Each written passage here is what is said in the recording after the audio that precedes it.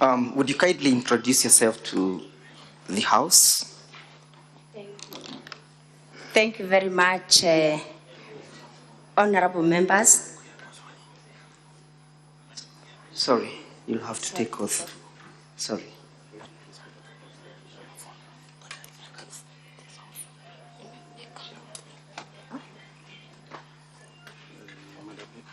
Yes. Which faith do you ascribe to? Christian. I'm a Christian. Will you take an oath or affirm? With the oath, you have to live to the Bible. Yes. Okay. Then you hold the Bible on your right hand, and you will put your hand on the Constitution. So, would you want it in Kiswahili or in English? English. Yes. So you'll insert your name inside your I, then your name, then you read the full text. Thank you. I, Honorable Zipporah Kenya, do solemnly swear that the evidence that I shall give before the Senate in respect of the matters before the Senate shall be the truth, the whole truth, and nothing but the truth. So help me God. Thank you. Would you then go ahead to introduce yourself to the Senate? Thank you very much. Honorable members, I am Zipporah Kenya, a member of the County Assembly of Meru, specially elected by the UDA party.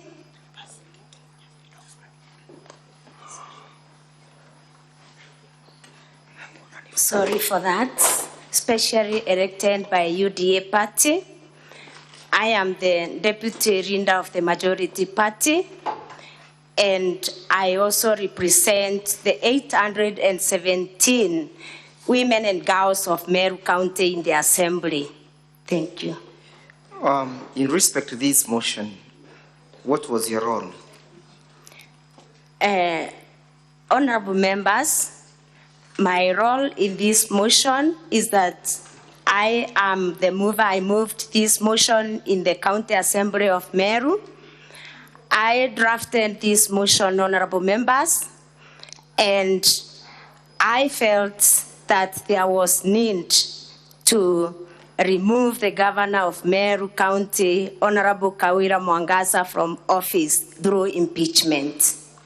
In the processes and in your decision to move this motion, were you actuated by malice, ill will, vendetta, or any other motivation as against the governor? Honorable members, in an attempt to move this motion, I have championed for good governance in Meru County since I joined the County Assembly. I have championed for accountability in Meru County since I joined the County Assembly, and also respect for rule of law. I was guided, honorable members, by the need for the people of Meru to get services and to get the right services, and that's the reason why I moved this motion in the County Assembly of Meru.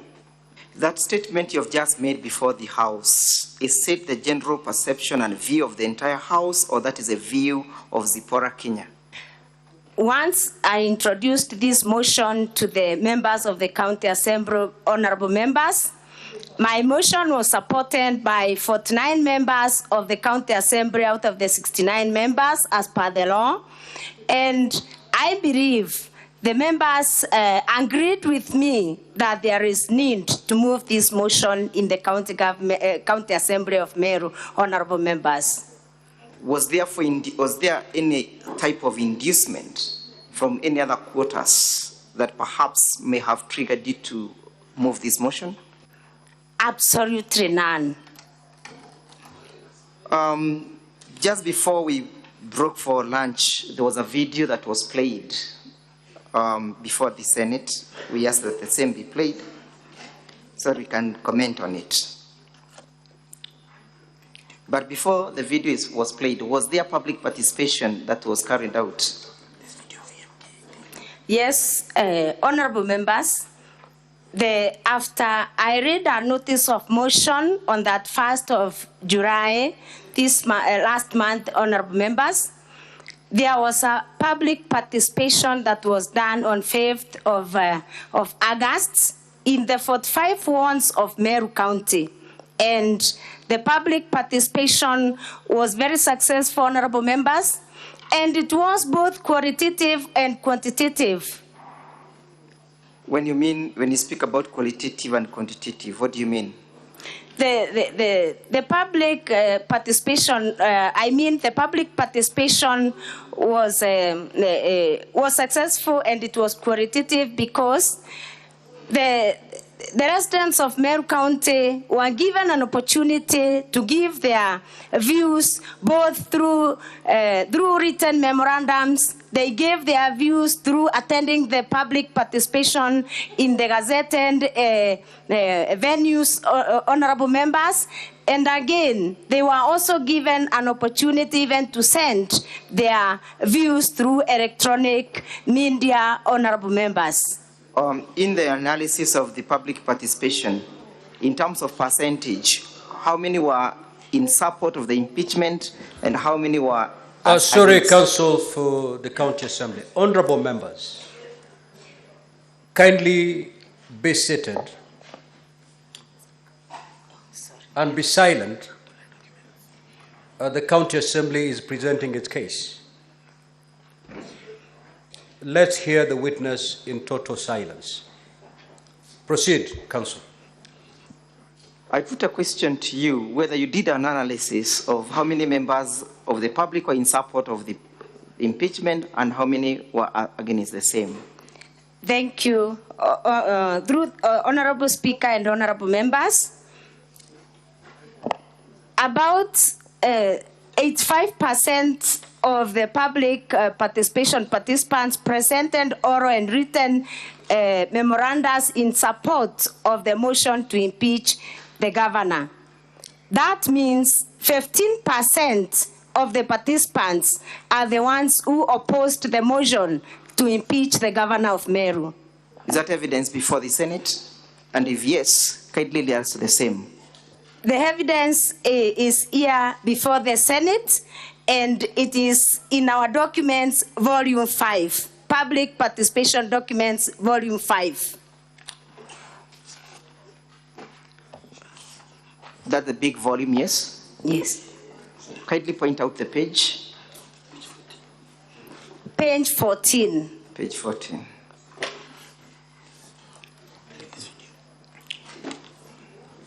And perhaps before we play the video, when was the motion moved? Honorable Speaker and honorable members, the motion was moved on 8th of August 2024. Were there events that occurred that preceded the debating of the motion? And if yes, would you kindly indicate them? Honorable Speaker and honorable members, before the motion was moved on 8th of August 2024, there were preceding events that preceded the debate of the motion. One of them, notably, the attempted arranging of the county assembly while the members were inside, honorable Speaker and honorable members. What do you mean when you speak about attempts to lynch? What exactly happened? The senators were not present. They might want to understand the situation.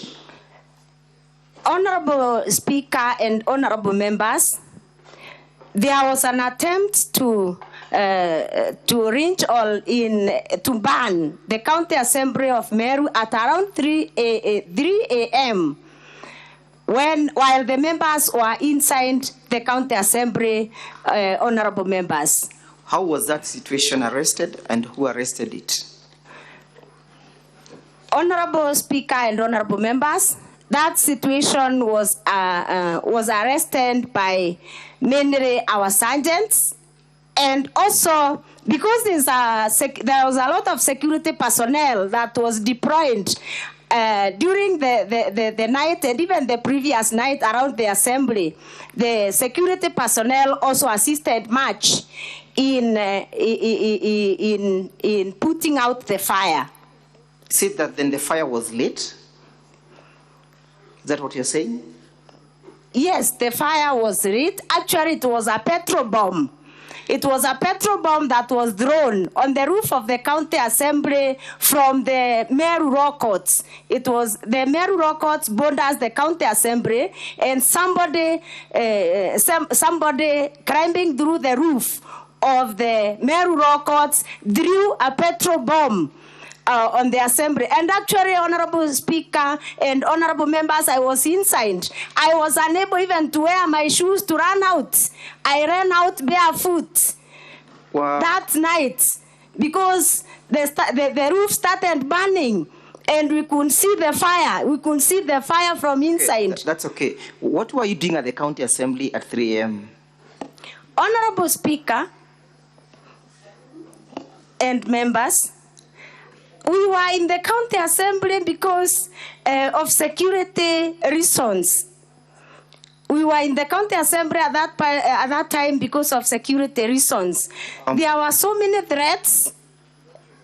There were so many threats on our lives, Honorable Speaker. And I would want even to report to this house that even my own home was attempted. There was some fire that was thrown in my own house. So we were in very serious fear that we would not get to the assembly. And even there are some people who are threatened that they would block all the roads such that we don't get to the assembly. Thank you. So do you have evidence of such kind of threats before this assembly? And if yes, would you wish us to play it? The threats were given by some members of the public, and I believe we have some videos. We have some videos that can show that, including a video of attempted arsonists in my home. So we play video 9, and as we prepare to play video 9 in the assembly bundles, whom do you attribute, or why were those threats? Where were they coming from? In summary, In summary, the threats were coming from the supporters of the governor of Meru County.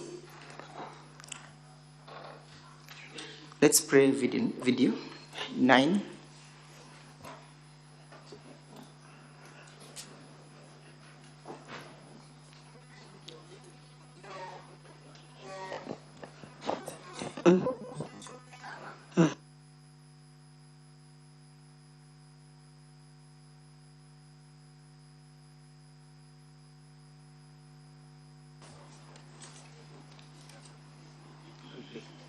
Yes, we can play it.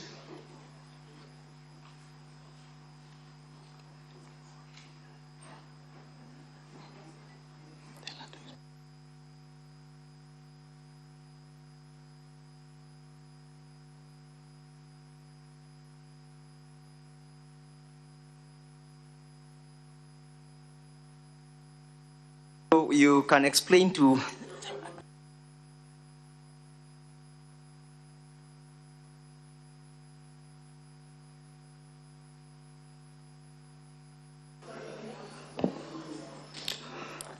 Thank you. Wait. Okay.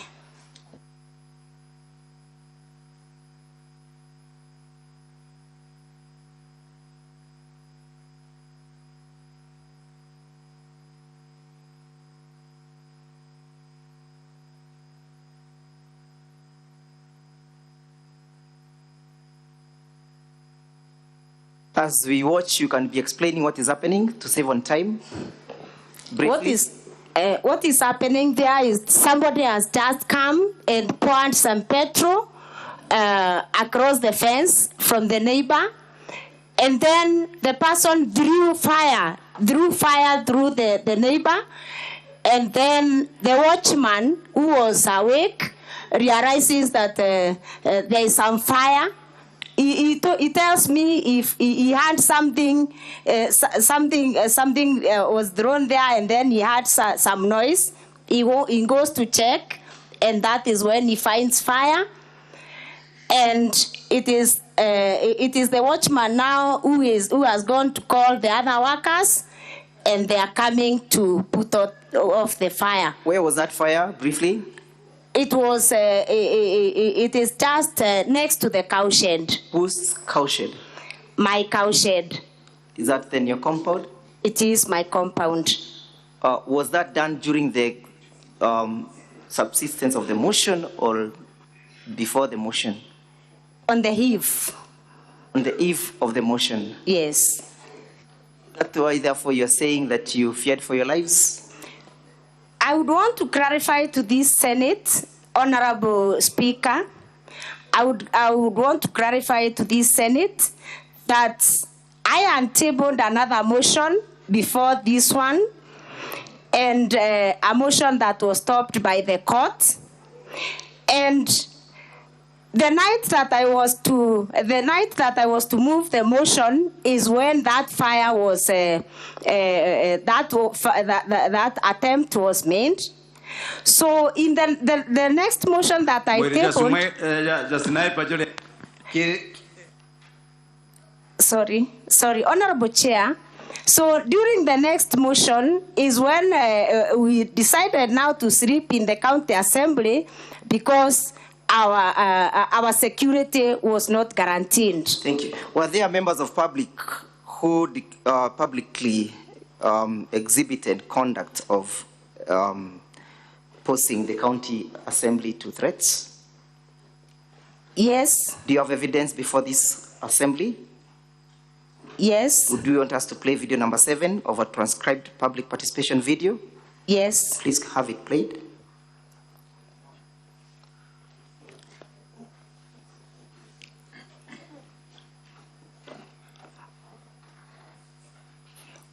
Video 7 of the County Assembly transcribed public participation.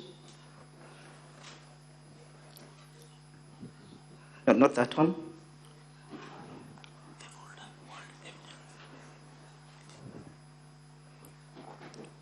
The folder called Evidence of Public Participation.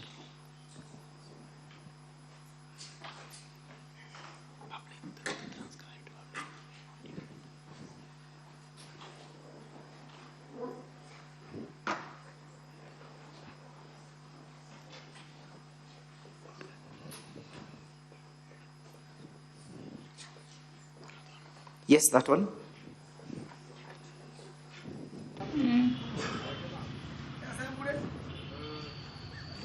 Wachoma huku leo kabisa. Ya kirende ya kwake. Tunaenda mboye ndio na ground ine. Wewe timao ile ndikirio gwete. Ya motomere babu ya bana niki ni neke buru. Otaka to kuwa na arua. Na arua ni kuchoma. Ndio nataka ya kwake. Ole siye bende keretie. Ni gojerete maoni jai. Gote maoni to kwenda ko buru. Kabisa. Hakuna maoni tunataka huku. Would you explain? Sorry. Would you explain to the Senate who that is and what was happening and when it was happening? That is an employee of the county government of Meru, working in the office of the governor, and he is threatening the members of the public not to participate in the public participation. And he is saying the whole of Bore sub-county, there will be no public participation because they don't want any public participation carried out by the County Assembly of Meru. And he is threatening that they are going to kuchoma. Kuchoma in Kiswahili, I believe everybody, Honorable Speaker and every honorable members understand. He is saying tutachoma na tutachoma. Do you know his name? He is Martin. He's called Gachege. I really don't know his official names, but his name is Gachege. Were those threats actualized? Those threats actually were actualized by trying to kuchoma the county assembly. Thank you. Were there people who were arrested, and if yes, were they charged? Yes. About 16 young men were arrested and charged in the Meru Law Courts for the acts. Do you have the evidence of their being charged or a video? Yes, I have a video. Would you wish us to play it? Yes. Would you kindly play video number 10? Under the folder.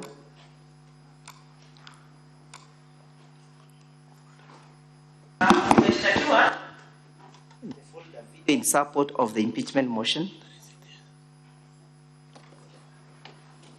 And as we await the video, do you have any charge sheet before this assembly?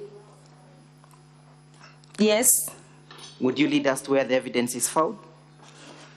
The evidence on the charge sheet is found in the County Assembly Documents, Volume 4. Volume 4. Page 571. Page 571. Yes. Briefly, would you read out the particulars? And if, as you do so, what is that video about? You speak to the video and speak to the charge. The video is about the young men who are arraigned in Meru courts for the attempted arson on the night of the motion on the County Assembly of Meru. Thank you. Would you kindly then read out the particulars of the charge? The particulars of the charge is the preparation, the charge itself is preparation to commit a felony contrary to section 308 of the Penal Code. On the 8th day of August 2024, at Meru County Assembly area in Immense North Sub-County, within Meru County, jointly and with your articles for use in the course of connection of burning the premises of the County Assembly, 3 bottles of petrol, 4 motor vehicle tires, and 5 stones found in a motor vehicle make Sienta registration number KDB 704A light blue in color. And the date of arrest is 8/8/2024, and the suspects were in custody by the time of the preparation of this charge sheet on 8th of August 2024.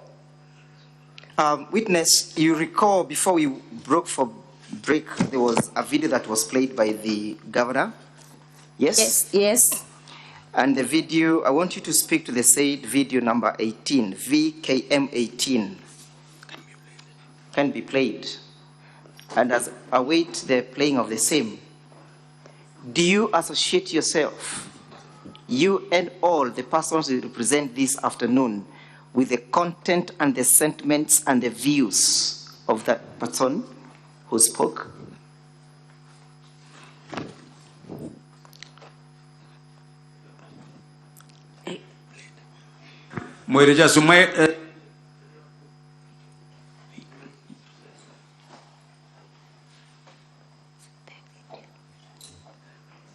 The one that was played just before we broke.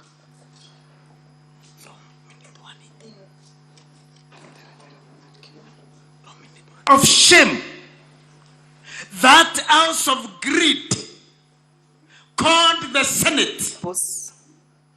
Who is that speaking? Thank you, Honorable Speaker and Honorable Members. That is a political activist from Meru County. Is he a member of the County Assembly of Meru? He is not a member of the County Assembly of Meru. Is he an employee of the County Assembly of Meru? He is not. Evidence was laid that he is Secretary General of the Bas Party, yes? He is not the Secretary General of the Bas Party. Who is the Secretary General? The Secretary General of the Bas Party is Milton Mugambi Manyara. Milton Mugambi Imanyara. Yes. Where do you get that evidence from? I get the evidence from a Gazette notice. A Gazette notice dated 9th May 2024, Gazette notice number 5805, by the Political Parties Act. Yes? Yes. And it was alleged that the association between that video is that there are 20 members of the county assembly from the said political party who are supporting the motion, yes? You recall? Yes. What is your testimony in that respect? Are all the members of BAS party supporting the motion? No. Yes? Proceed. Only 3 of them did not support the motion. Actually, they voted against the motion. Were they removed from the committees? No. And what is the association of Mr. Mugambi, the Secretary General of the BAS party, with the governor, the current association? The current Secretary General of the BAS party has been nominated for appointment as the new legal advisor of the governor Meru County, and his recruitment is in the process. What did you say that he's currently? He has been nominated as the current legal advisor of the governor, and his recruitment is in process in the County Public Service Board. So the governor has a closer association with the said party, correct? Yes. And you, before the proceeding of this motion, did you get any letter from any political party trying to advise you on how to proceed? No. Did you recall receiving the letter from the UDA political party? I did not receive any letter from the UDA political party. I just saw it on social media. Yes, but to whom was it addressed, and what was the content of the letter? It was addressed to High, and it was instructing me to withdraw this motion from the county assembly, but I never received any. From whom or who was the author of the letter? The UDA Secretary General, Cleophas Marara. So with all those, what motivated you then to bring this motion? I got motivated to bring this motion because when I started, I said, it is in pursuit of good governance. It is in pursuit of accountability. It is in pursuit of the people of Meru getting services and getting quality services from the county government of Meru. In the opening remarks by my senior land counsel, Mr. Ongoya, it was alleged that you had promised in advance to bring a motion of this nature, yes? I had not promised to bring a motion of this nature. Yes. I did not promise anyone that I would bring a motion of this nature. So, do you have any evidence that perhaps may be beneficial to the Senate, where perhaps you might have made public remarks in respect to the question of accountability of the governor? Honorable Speaker and honorable members, there is a video that has been circulated since I moved this motion in the county assembly. It has been circulated in Baita TV several times, and I am very sure that that video is an abstract of what I said. I have a full video of what I talked about during that media interview. Do you wish us to have the same played? Yes, I would wish that the video I would wish the extract is played. Then my video is played to ascertain that the extract was meant to mislead the people of Meru, to mislead the people of Kenya, and also to mislead this house. Thank you. Would you kindly then have video number 1, VKM1, in the governor's folder played?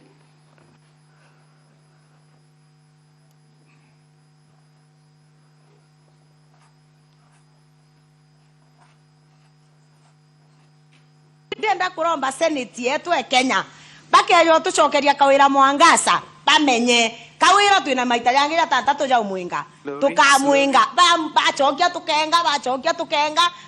tukenga mwanga maita ya yonda ya tantatu jathire kenda tuja kwira Meru. We did our best. Honorable Senators, I'm sure the majority of you may not understand that language, and I can see the translation is running quite fast. Do I then make an application that will be provided with an interpreter, Honorable Speaker? All the transcripts are clear. Well, unless Honorable Senators are doubting the English translated I am well version. guided, I'm well guided. Then If they have any difficulties, they will certainly I'm well make their guided. position known. I am well guided. Then let's proceed.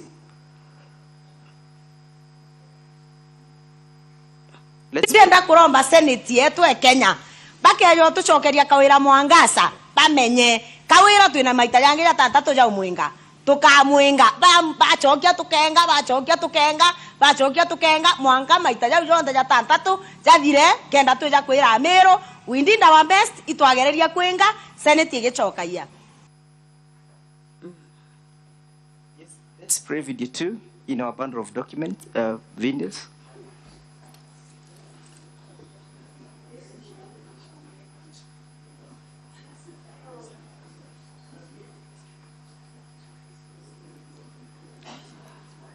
But as we play, what was the context of that video?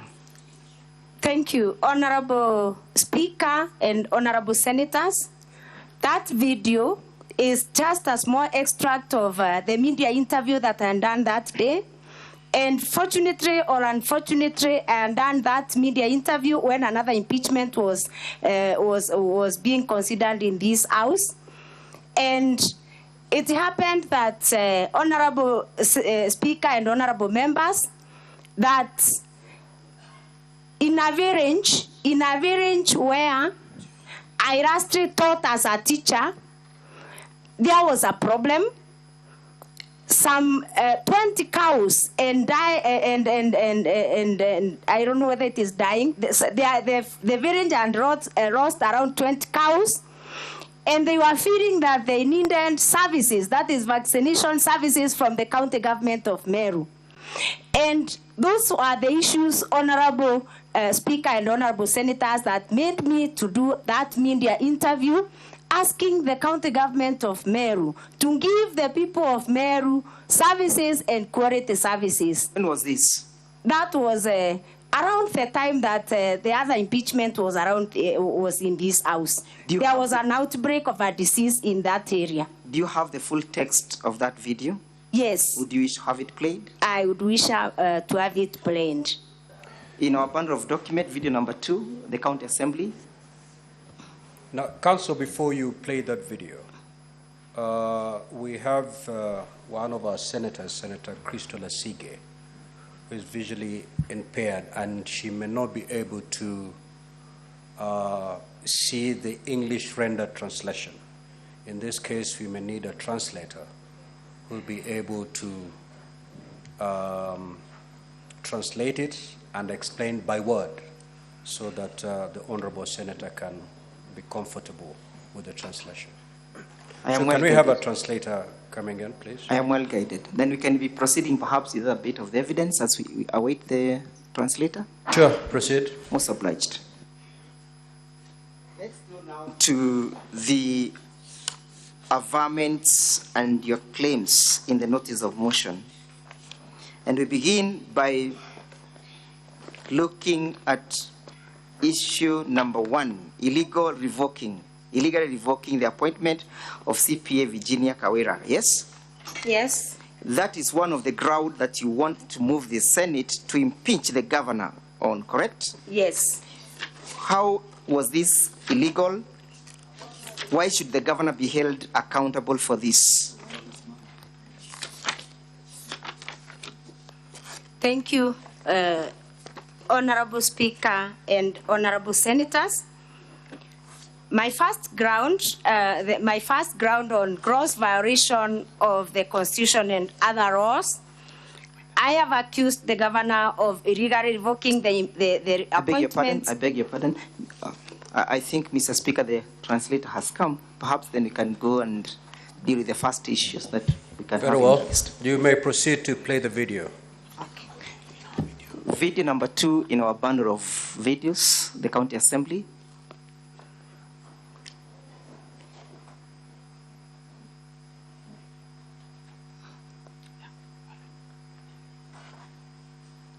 That is the video in support of the impeachment motion. Not that one. Not that one.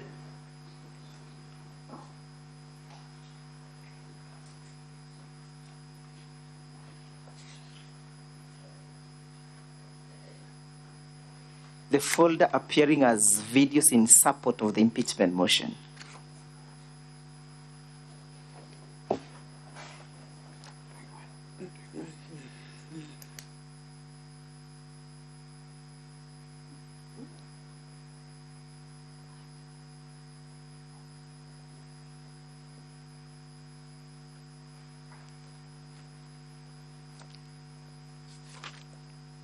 na approximately chikwete ng'ombe 20 anyoko ng'ombe okwe ng'ombe kama 20 liters ngiri magana jeri lafure milioni nya ire chanto boru ko chumbete kura ni migambo ya mwenda mukindi ura ne mukaririite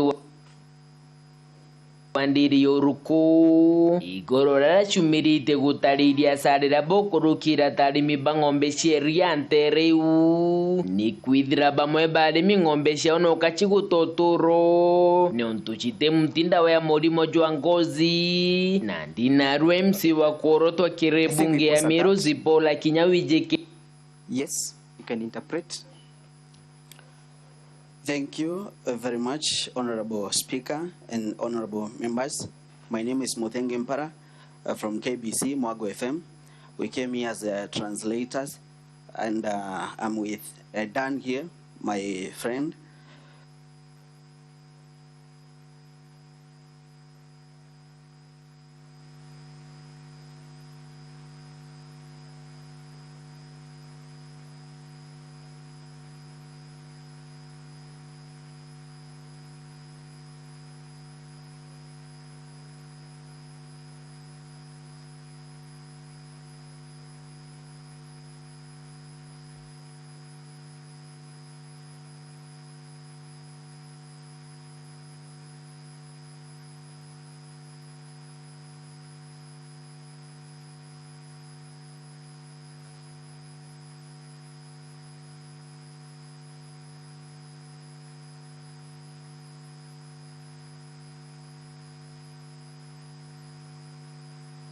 ng'ombe chikwete na approximately chikwete ng'ombe 20 anyoko ng'ombe okwe ng'ombe kama 20 liters ngiri magana jeri lafure milioni nya ire chanto boru ko chumbete kura ni migambo ya mwenda mukindi ura ne mukaririite wandiri yoruko igorora chumirite gutariria sarira bokorukira tarimi bang'ombe cieriante reu ni kwithira bamwe barimi ng'ombe ciao no kachigutotoro ne ontuchite mtinda wa murimo jwa ngozi na ndinarwe msi wa korotwa kirebunge ya miro zipola kinyawijeke tazedikei na mirite kwarira kiuntu giki akiona ni akemene irio tongeria ngabana Kawira Mwangaza bole akuga ne bodho kugere uritingoge ngabana riria agwikira budget ye kweja na ng'ombe akaeja mtu mwe ng'ombe mwe gi sub county agachoka akorirwa igutethia antu bara na ng'ombe igakua ng'ombe ikuite ng'ombe 20 na ntiraigwa ng'ombe kinyemwe ikitwe ndene yo area yo ruko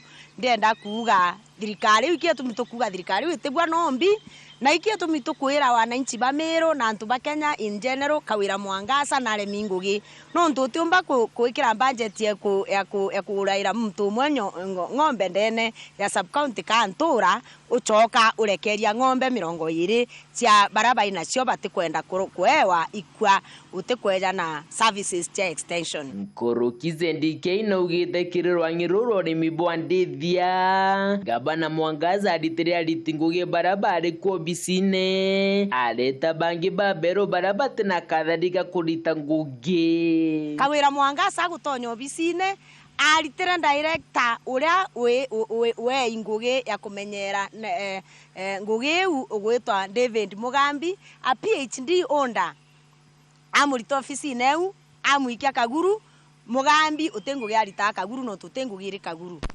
ajukia muthaka utiqualified na grapevine na oni kuga ikase ni omurega baichu amunenkera ngugi ya director livestock na veterinary services ngugire anene bakumba kurita ndene ofisi eu ikorita mbeca bakiuga bakuthithia mantu no tujo bathithitie Moses Bayeno ura ni mukarigitwa. The report continues to say that, according to the mover of the motion, she is saying that Kawira Mwangaza has failed the community of Meru now that she is not providing the extension services to the community. That's why the cows are dying. She says even buying cows to the people around in the villages, it doesn't make sense because she cannot go ahead and vaccinate the ones that are dying. So it doesn't make any sense, according to her. Yeah. It was an issue about the doctors. Yeah. And veterinaries and the PG. She also answered that. Yes, what is your issue, Senator Christo Lasige?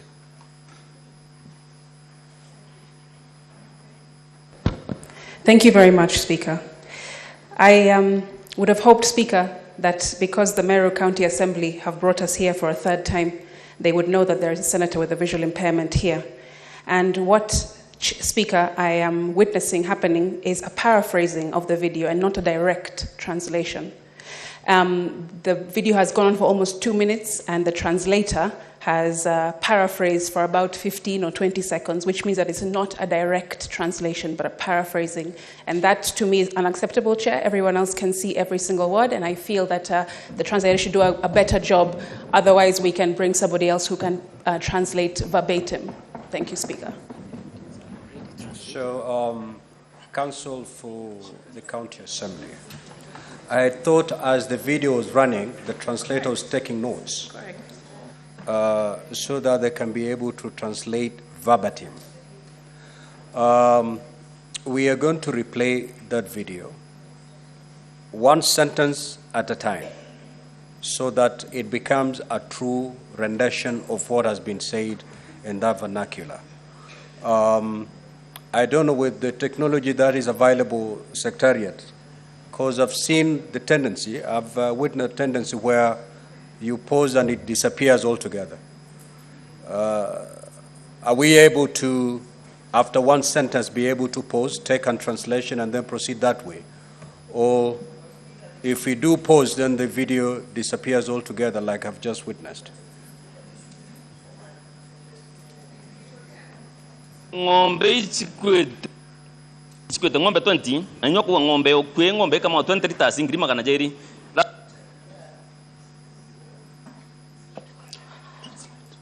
The translation for that, a cow producing 20 liters of milk costs 200,000 Kenya shillings.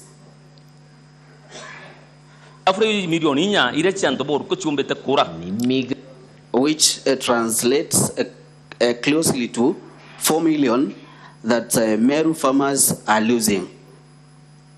Gambo ya mwenda mukindi ura ne mukariri wandiri yoruko. Those ones are from chairman of Oruko Dairy, who has explained the laws that the dairy farmers have incurred and also and the grievances. Igorora chumirite gutariria sarira bokorukira tarimi bangombe cieriante reu ni kwithira bamwe barimi ngo. Those grievances are from the farmers because many of the farmers there who are dairy farmers are going through a lot of loss.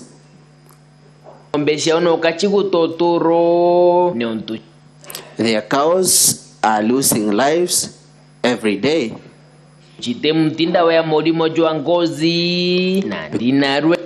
Because there is no vaccination for skin.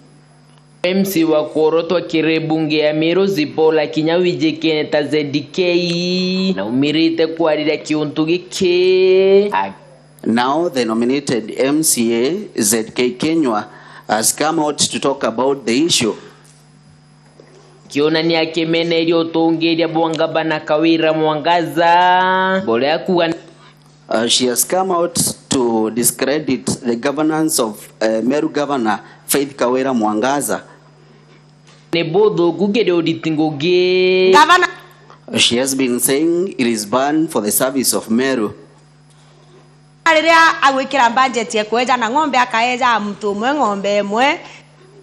When the governor is giving the services to the community, giving one person one cow, sub-county,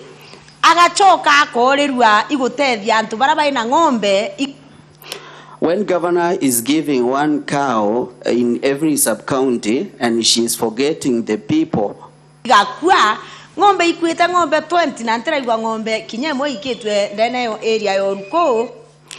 She has forgot the people who are losing their cows, and there is no a single cow that was taken to Oruko, the villages of Oruko.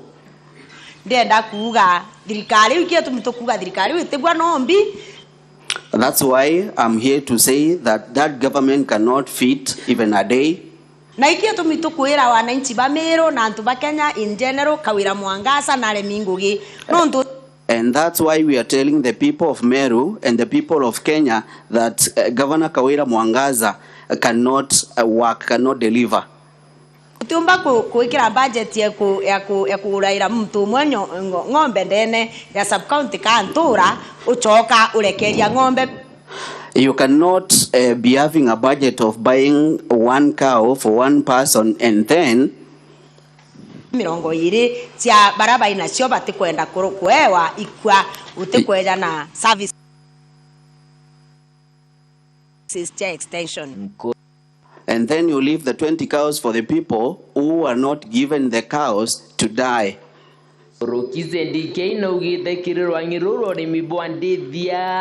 Ngabana Mwangaza alitinguge barabara kwa bisine. ZDK continues to say that in the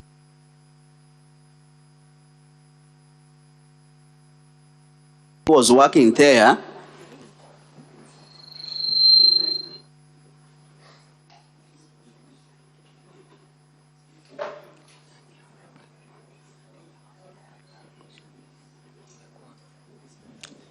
keep playing the video. Aleta bangi babero barabate na kadhalika kulita nguge. Kawira Mwangaza gutonyo obisine alitera director uria we nguge ya kumenyera nguge.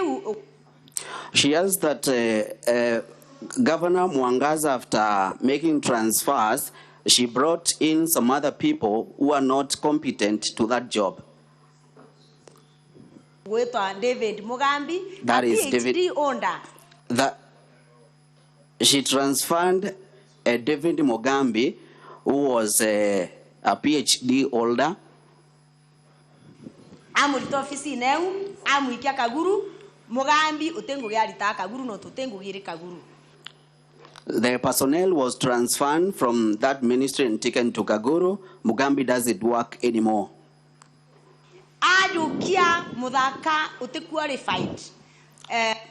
She allows that governor took someone who was not competent.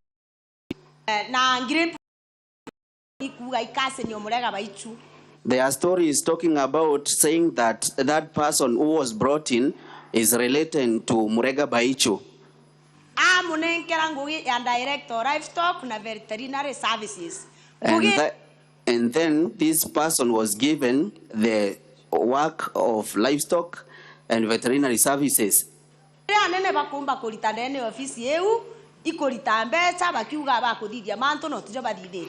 The main job they're doing in that office is giving a lot of money, saying that they are working and there is nothing they're doing.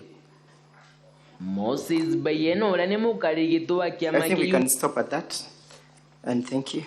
So, would you then put context to that video? Thank you, Honorable Speaker and Honorable Members.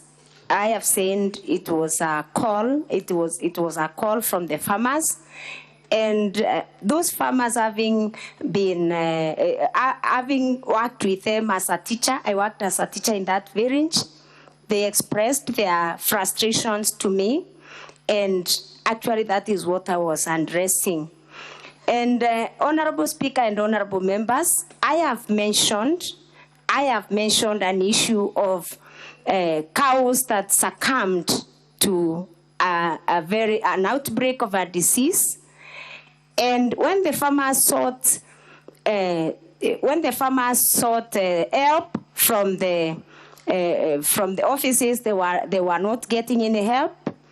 And personally, I took an initiative as a person who was very close to those people. I took an initiative. I called the director livestock and veterinary services, who was my former colleague at the county government. And when I called him, Honorable Speaker and honorable members, and asked him why there's an outbreak that has not been attended to, he told me that he was just transferred from the office and taken to Kuhagurwo. I would want this house to note that the director is the substantive director for livestock and development and veterinary services in Meru County, but he was displaced for no good reason.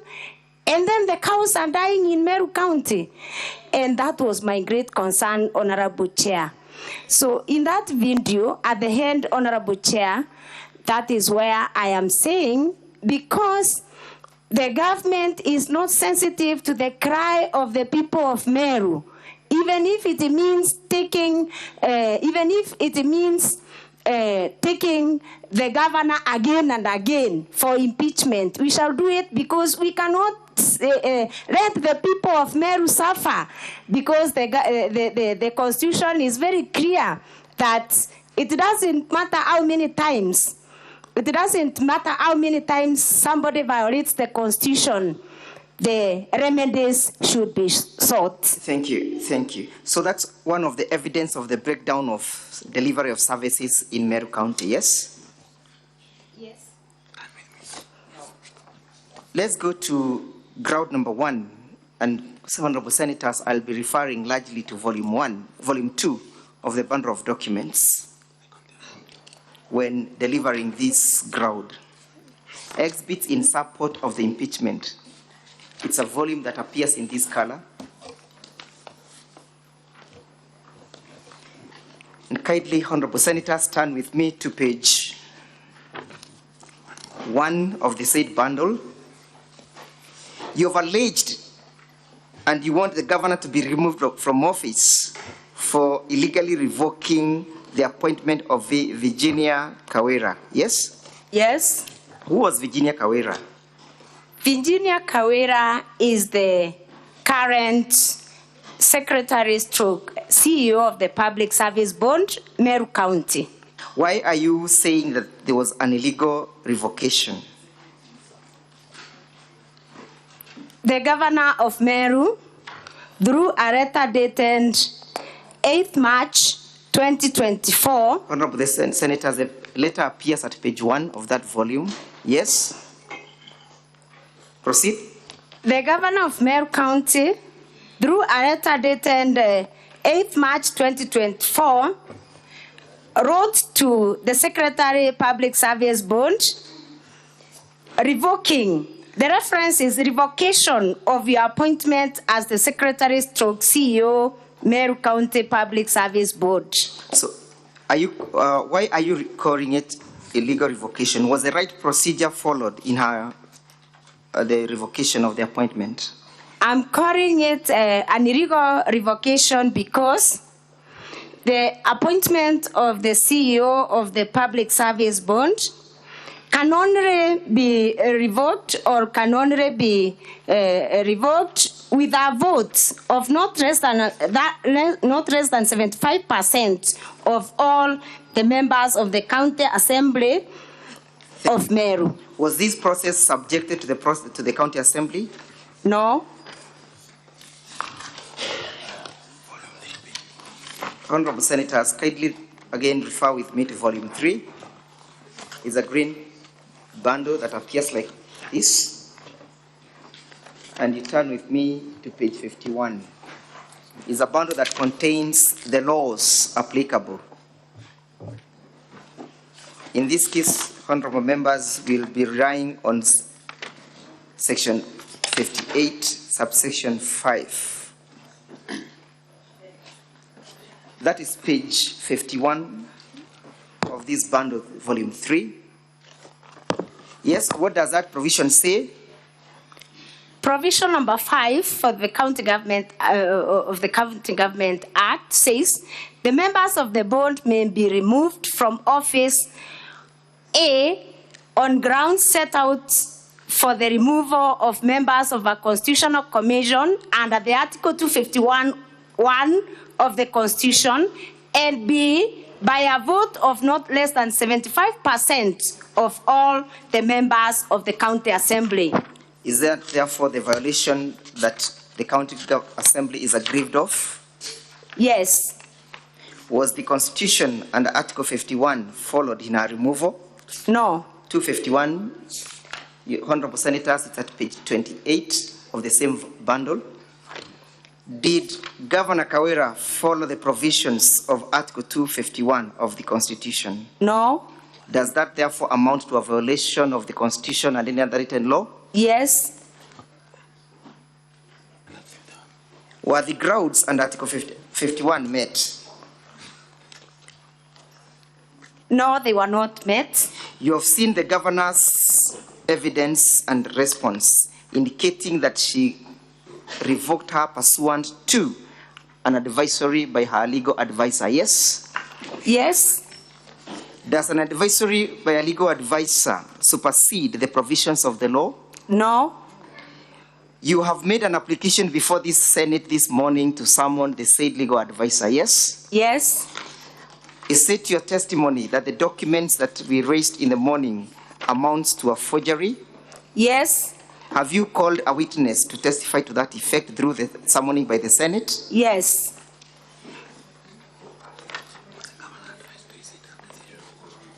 Did the County Assembly take any action in that respect?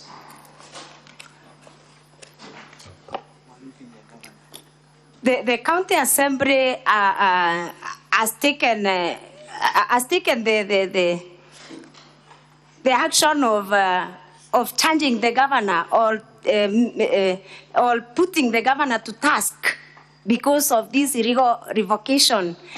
And I remember we came here again with the same issues. What were the reasons contained in the said letter? What were the reasons for her revocation? The reasons for the revocation are that the secretary or the CEO did not seek the leave of absence through the right process. And again, the reasons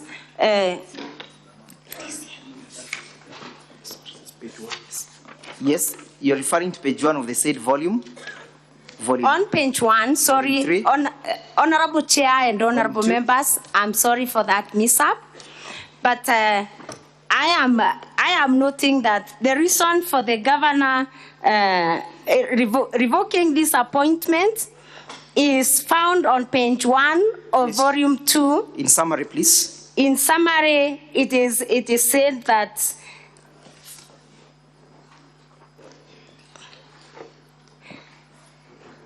the officer did not, I can read, let me read, Honorable Speaker and Honorable Senators. For, yes, please do.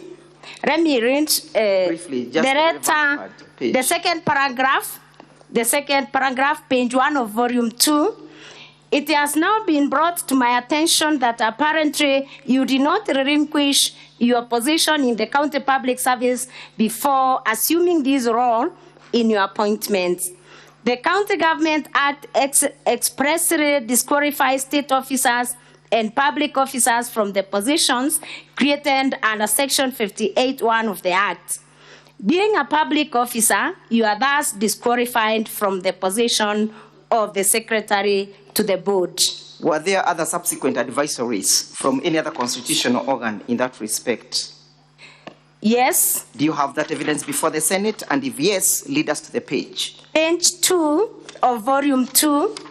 Page 2 of the same volume 2. Would you kindly identify that letter? The advisory on revocation of the appointment for Ms. Virginia Kawira Mireti. From whom is it? It is from the chairman of the Meru County Public Service Board. Who is the recipient or the addressee of that letter? Our Excellency Honorable Bishop Kawira Mwangaza, the Governor, Meru County. When is it dated? It is dated 12 March 2024. What is the advisory in conclusion? In conclusion, it's on page 3 of volume 2, the last paragraph. In conclusion, it is the board's considered opinion that your letter dated 8 March 2024 to Ms. Virginia Kawira Mireti revoking her appointment as the Secretary/CEO of the Meru County Public Service Board is not legally binding, as the officer is duly appointed as per the existing laws. Thank you. Did the governor respond to that letter? Yes. Do you have evidence before the Senate? And if yes, kindly read us to the same. Page 4 yes. of the same document, that is volume 2. Governor writes back. Yes. Writes back. Who to is writing back? The governor. Yes. The governor writes back. When is the date of the letter? 12 March 2024. And who is Julius Kianga Mitu? Julius Kainga is the chairman Meru County Public Service Board. Is he the recipient of that letter? Yes. Who is the author of the letter? The author of the letter on page 6 of the same bundle, that is volume 2, is Our Excellency Bishop Kawira Mwangaza, Governor Meru County. Would you kindly read the conclusion? On page 5 of the same volume, the last paragraph, in conclusion, Ms. Virginia Kawira Mireti failed to resign as a public officer before taking the position of the Secretary of the County Public Service Board, despite promising to appointment amounts to an irregularity and as such, I have revoked the same to cure and correct this irregularity. Between the governor and the county assembly, who was supposed to make a finding of whether the process was illegal or not? The county assembly. Thank you. Do you have any other advisory in that respect? And if yes, kindly lead us to the page that contains the same. Yes, there was another advisory on the same. From whom? From the Public Service Commission. When is it dated?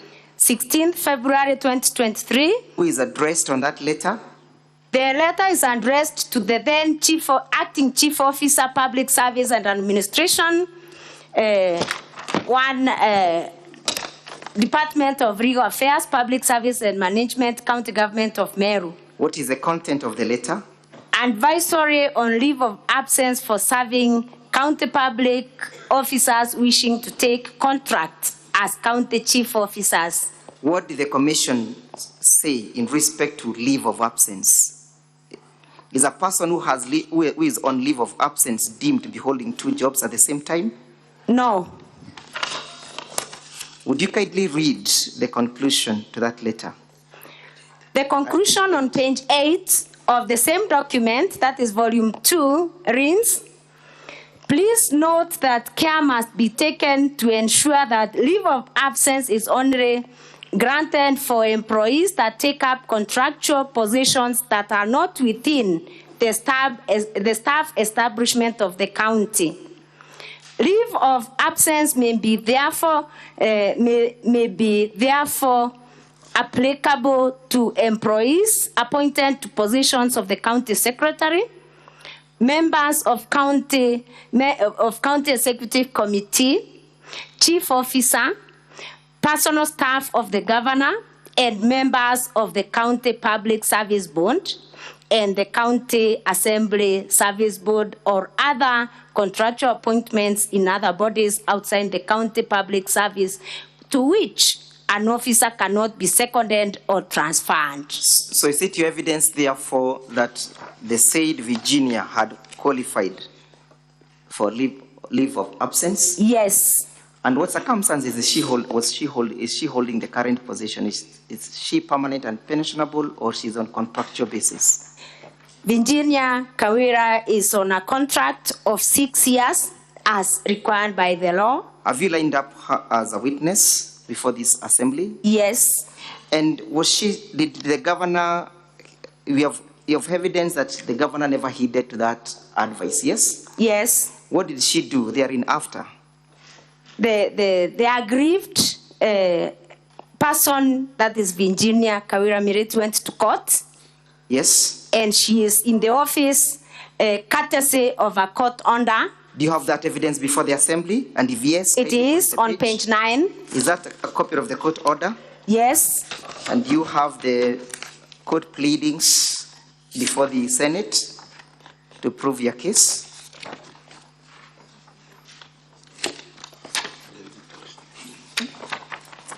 Yes? Yes.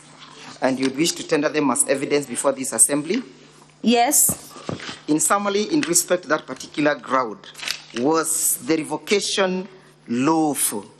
It wasn't. Did it violate the Constitution? It violated the Constitution. Did it violate Section 58, subsection 4 and 5 and Section 59A of the County Government Act? Yes. Did it violate Article 251 of the Constitution? Yes. Is that a ground under Article 181 and Section 33 of the removal of a governor? Yes. Thank you. Let's go to the next point. Failing to appoint the chairpersons of Meru County Revenue and Board and Meru Microfinance. But before we go to that, has this revocation appointed the revocation of CPA Virginia Kawira Mwangaza? Kawira affected service delivery in Meru County? Yes. In which way has it affected service delivery?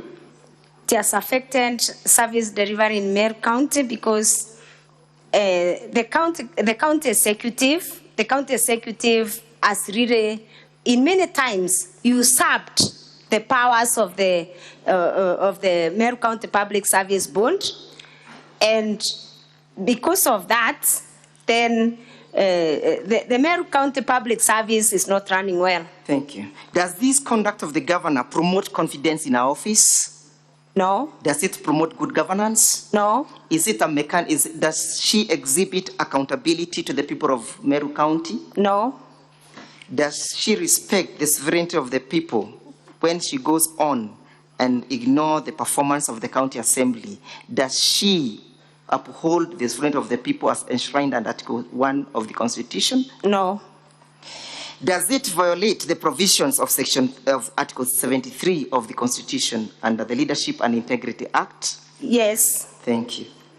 Let's proceed to issue number 2. You say that she must be removed from office, and you crave to this assembly to do so for having failed to appoint the chairpersons of the Meru County Revenue Board, Meru Microfinance Corporation, Meru Youth Service Board, and Meru County Investment and Development Corporations, as required by the law, thus failing to operationalize the said boards, and or illegally appointing the chairperson. Yes? Yes. Why do you want her to be removed from office on that basis? How has she failed to appoint the chairperson of Meru County Revenue Board? The governor has failed to appoint the chairperson of the Meru County Revenue Board because after the expiry of the terms of office of these bonds have had no board chairman, and I believe even the board members, because we have not seen any board member gazetted after the expiry of the other board members. So by not appointing the board members, who are actually the ones who are supposed to supervise and also ensure accountability in these bonds. This means that the bonds have continued, or the secretariats of these bonds have continued to expend public funds without authority. And this is an action that may be subject to abuse. And I believe... Yes. Yes. Proceed. And I believe when there's a bond and it's not constitutionally constituted, it amounts to abuse of office and a violation of the statutes that govern that institution. Who was responsible of appointing these boards, the chairpersons of these boards? The governor. Is there any act of parliament or act of the county government of Meru indicating so or giving her the power to do so? Yes. Yes? Yes. Would you kindly read us to that provision and sit before the assembly?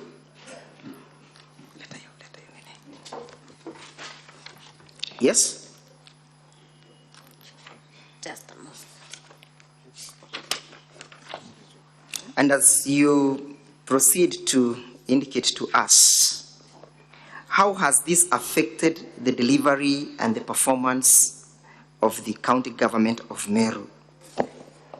I have said it has affected the development and performance of the county government of Meru because in the budget, these bonds are allocated a big amount of money, millions and millions of money, and this is public funds that should be spent prudently, and also the amounts of money should be spent with a lot of accountability and also supervision. And again, these bonds are the ones that approve expenditures for these bodies. The bond is the one that approves expenditures for the bonds. So it means without a bond, there's no approval of expenditures, and then there's no accountability. Can the board secretariat undertake that function in the absence of the chairman? The secretariat have no mandate. They have no mandate from the county laws and the county statutes to undertake any spending without the approval of the board. Kindly lead the Senate to the law that says it's only the governor who can appoint the chairpersons. The Meru County Revenue Act, Section 6, talks about the composition of the board, and Section 6(1)(a) talks about the board shall consist of an executive chairperson appointed by the governor with the approval of the county assembly. Who are the other members? The other members of the board are the chief officer for the time being responsible for finance, C, the chief executive officer who shall be an ex-officio member and the secretary to the board, and D, 2 professionals appointed by the executive member through a competitive process in consultation with the governor, and E, it says not more than 2/3 of the members shall be of the same gender. So according to that provision of the Act, it's only the chairman who is an outsider from the existing systems of the county government, yes? No. Who else is a member?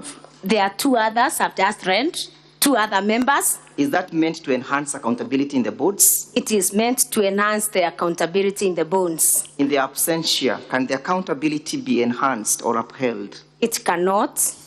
Can the secretariat expend monies allocated to the board in the absentia of the chairperson? No. Has these boards been expending money? Yes. Do you have evidence before the Senate? Yes. And yes. Kindly lead us to that provision where the evidence is found. It's another volume.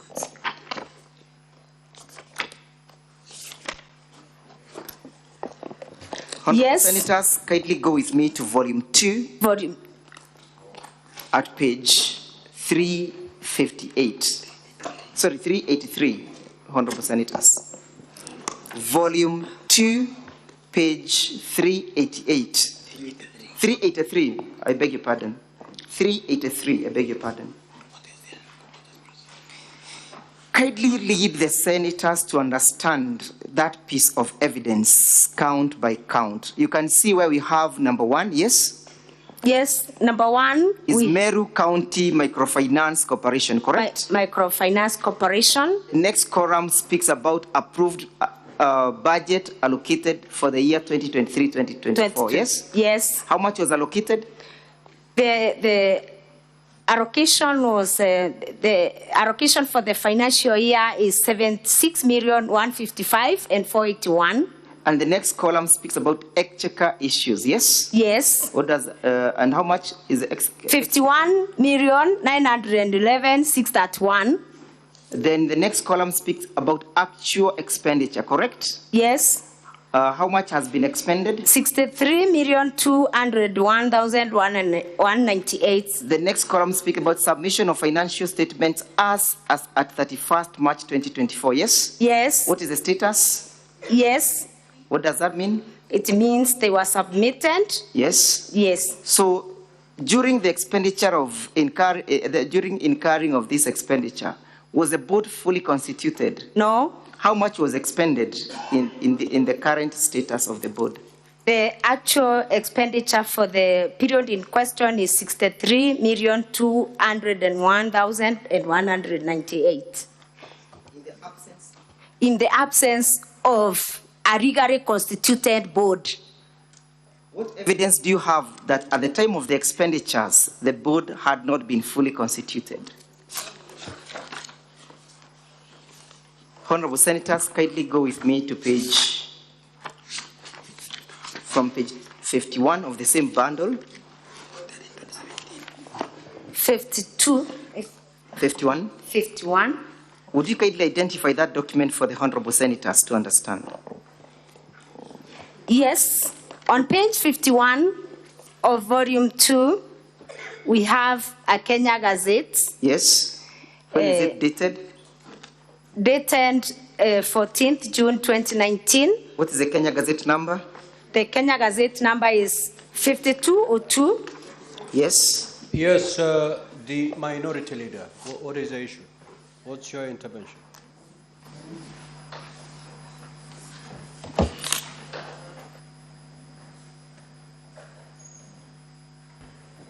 Can the council go slightly slow? Because we are trying to catch up with these volumes here as he keeps on leading the witness. So if you can go slow, we are slightly, we're also recording. So, Council, if you refer to a page, allow the senators to get to that page. I am well before guided. You flip to another page. Otherwise, then you will lose them along the way. I am humbly guided, and I beg, I apologize for the same. You have done slightly over 1 hour, so just be guided on the time. Let's go to page 48 of the same bundle. Madam Witness, what is reflected in that particular page? Page 48, we have another... It's a gazettement, correct? It's a gazette notice. Who is being gazetted? We have a number of gazette notices. You can see the gazette number 5200, correct? 5200. Yes, let's deal with that first. The gazette notice on number 5200 is the Meru County Investment and Development Corporation Act. Yes. And the gazetted person, the chairperson is Felicity Biriri. When is it dated? It is dated 13th November 2017. When was the period of the chairperson supposed to run? It was supposed to run for a period of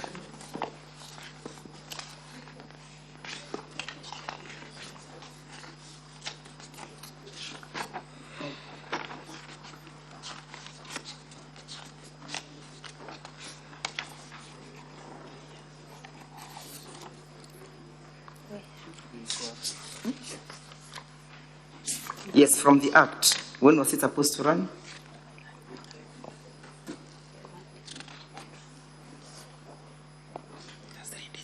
it's not clear from this Gazette notice, Honorable. When was their term of service supposed to expire? 3 years? 3 years. Yes. With renewable term, correct? Yes. So was the term of the persons appearing on that particular page ever renewed? No. Look at page 55.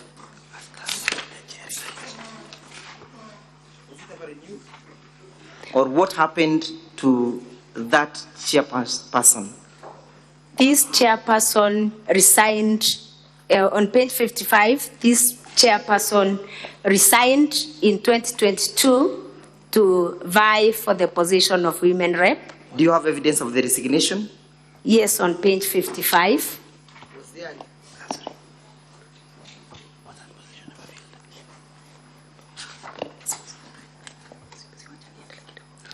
Was the position ever filled? No. Pursuant to the resignation? No. What is the status of that chairmanship? Still vacant. Still vacant. And were they expending all these amounts while the position is vacant? The evidence that you give us at page 383? Yes. Is that... Let's go to the next gazettement. At page 49. You can see where we have the Gazette notice number 5202, yes? Yes. You can see that it relates to the Meru County Revenue Board, correct? Yes. You can read that the gazettement was done to run for a period of 3 years, correct? Yes. And that it was done, the appointment was done pursuant to section 4, subsection 1 of the Meru County Government Revenue Board, correct? Yes. Who was being gazetted? The chairman, Meru County Revenue Board. And he was gazetted on the 14th of December 2027, correct? 2017. When was his term supposed to expire? 2017. And upon the expiry, was it ever extended? No. Look at page 52.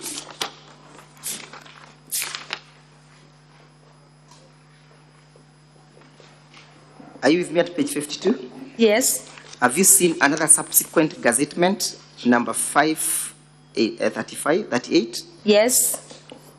Being gazetted by the governor then, Kiraito Murungi? Yes. Whose term is being extended? For the chairperson? The chairperson. Yes. When was it supposed to expire? From which date was it gazetted? 2020. How long was it supposed to run again? 3 years. When then was it supposed to expire? 2023. 2023. Yes. Which year? Which month? November 2023. Did that month fall due? Yes. Was there an appointment? No. Let's go back again to page 383, where we have that table. And kindly, let's go to paragraph 4, correct? Yes. Again, we repeat what we did. That is the Meru County Revenue Board, correct? Yes. And the allocation was that of 359,932,000, correct? Yes. The exchequer issue was that of 231,080 million, correct? Yes. The actual expenditure was 212 million. Yes? Yes. Kindly confirm whether or not that expenditure was done in the absence of the chair. Yes. Why is it important to have a chair of the board? The chair of a board is the one who presides over all the board meetings, and it is the board that approves expenditures for these semi-autonomous government agencies of Meru County government. So it's your testimony that therefore the expenditures were done without the approval of the board? Yes. Who was supposed to make sure that these boards were up and running? The governor. Did she undertake that role and No. responsibility? No. Is it your assessment that she therefore abdicated her duties? Yes. Does that inspire confidence in her office? No. Does it contribute to good governance? No. Does it contribute to upholding the rule of law under Article 10? No. Does it enhance accountability under Article 10 and the prudent use of public resources under Article 2 or 1 of the Constitution? No.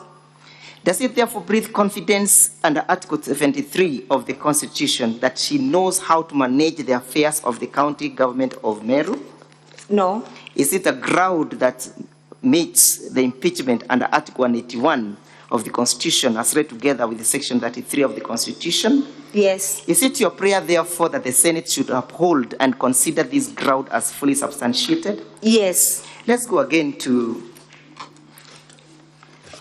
the laws that requires the governor to undertake this role. Honorable Senators, we are at page volume 3, I beg your pardon. But before we go to that, you have also alleged that people have been appointed to exercise those functions without undergoing the due process, correct? Yes. Is there any person of any of this board who has been appointed unlawfully? And if yes, who has appointed that person? There is one. Yes. Do you have evidence before this assembly? The chairperson, Meru County Revenue Board. The chairperson, Meru County Revenue Board. Board. Where is that evidence? Honorable Senators, again refer with me to volume 2 at page 43 of that bundle. Honorable Senators, volume 2, page 43. Yes. Page 43 of volume 2. What is that document about? It is the responsibility of the board to recruit on behalf of the board. So on this page, we have a Meru County Revenue Board job advertisement, advertising for a vacancy for the position. Again, who is the originator of that advertisement? The originator of the advertisement on page 46. No, I'm asking, who is the author of this document? Is it Meru County Revenue Board? The Meru County Revenue Board. Are they advertising for vacancies and positions of the chief executive officers? Yes. Are they therefore inviting the members of the public to participate in that process? Yes. Yes? Yes. Who was to be the recipient of the application forms? The chairman, Board of Directors, Meru County Revenue Board.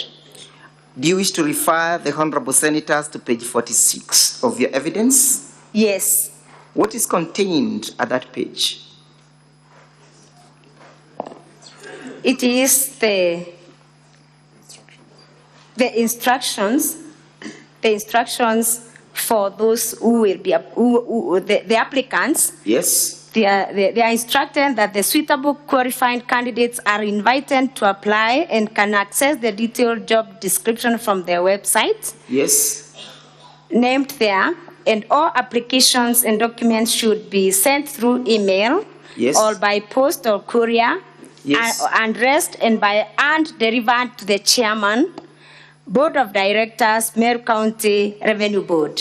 Which date are they supposed to have these applications reach the desk of the chairperson? 10th June 2024. Is there a chairperson currently holding that position? None. But the letter addresses or speaks that they must be forwarded to the chairperson, correct? Yes. Who appointed this chairperson? The governor. The governor. Yes. Did it follow the due process as prescribed by the law? No. Was the county assembly ever involved in that process of the appointment of this governor? No. Did you vet and or approve that particular chairperson? No.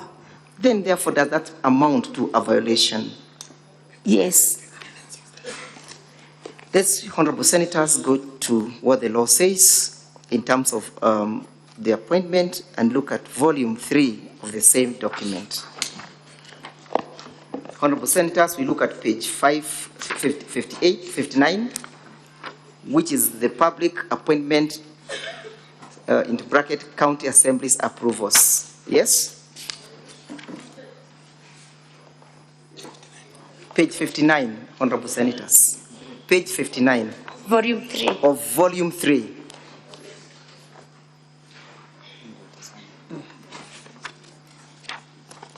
And Honorable Senators, if you're with me, kindly let us look at section 4 of the said provision. Kindly read it out, Madam Witness. Volume, section 4. Section 4, on page 60 of the Public Appointments and County Assemblies Approval Act. Yes. Reads, exercise of powers of appointment.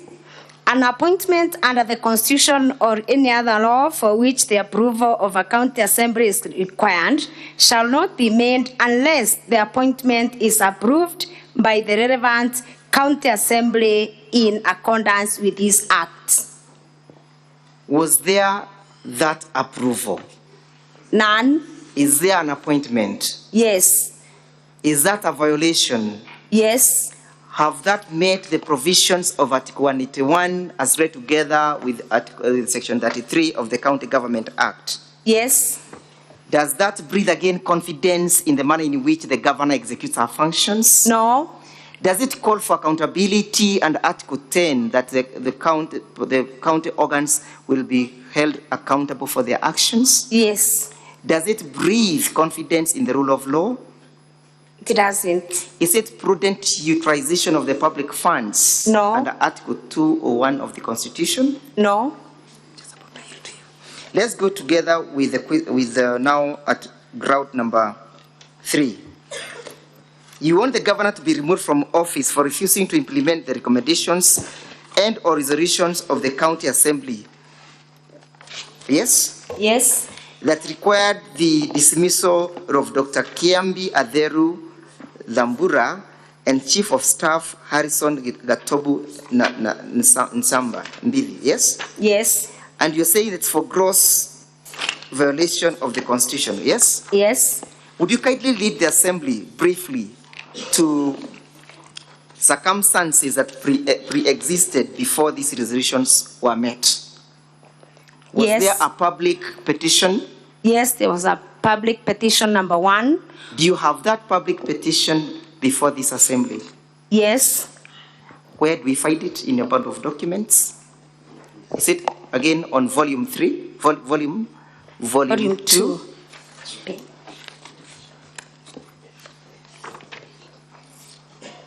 Volume 2, Honorable Senators. Again, the same volume.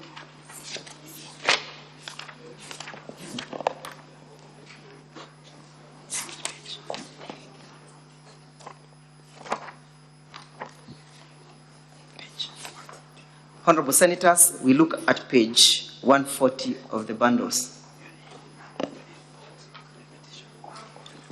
Sorry, I beg your pardon, we're looking for the petition, the public petition.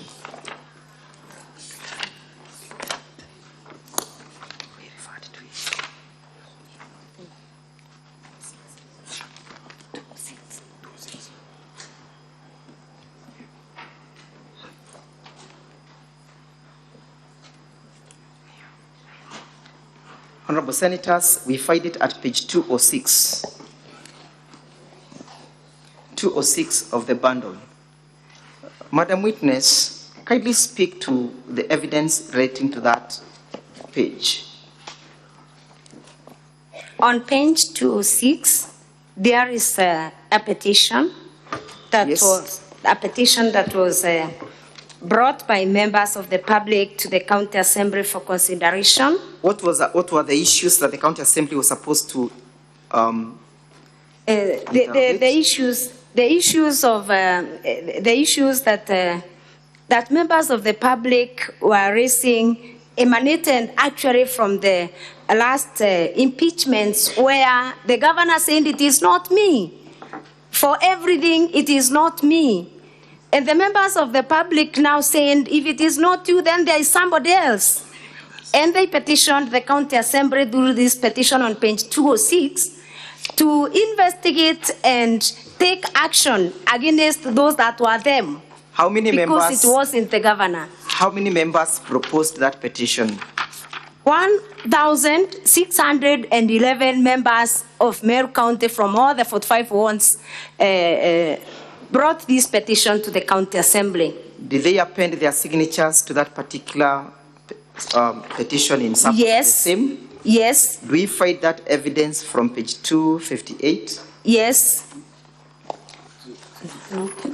Did the county assembly, sorry, you beg your pardon, Honorable Senators, should be from page 214. Volume 2, Honorable Senators. From page 214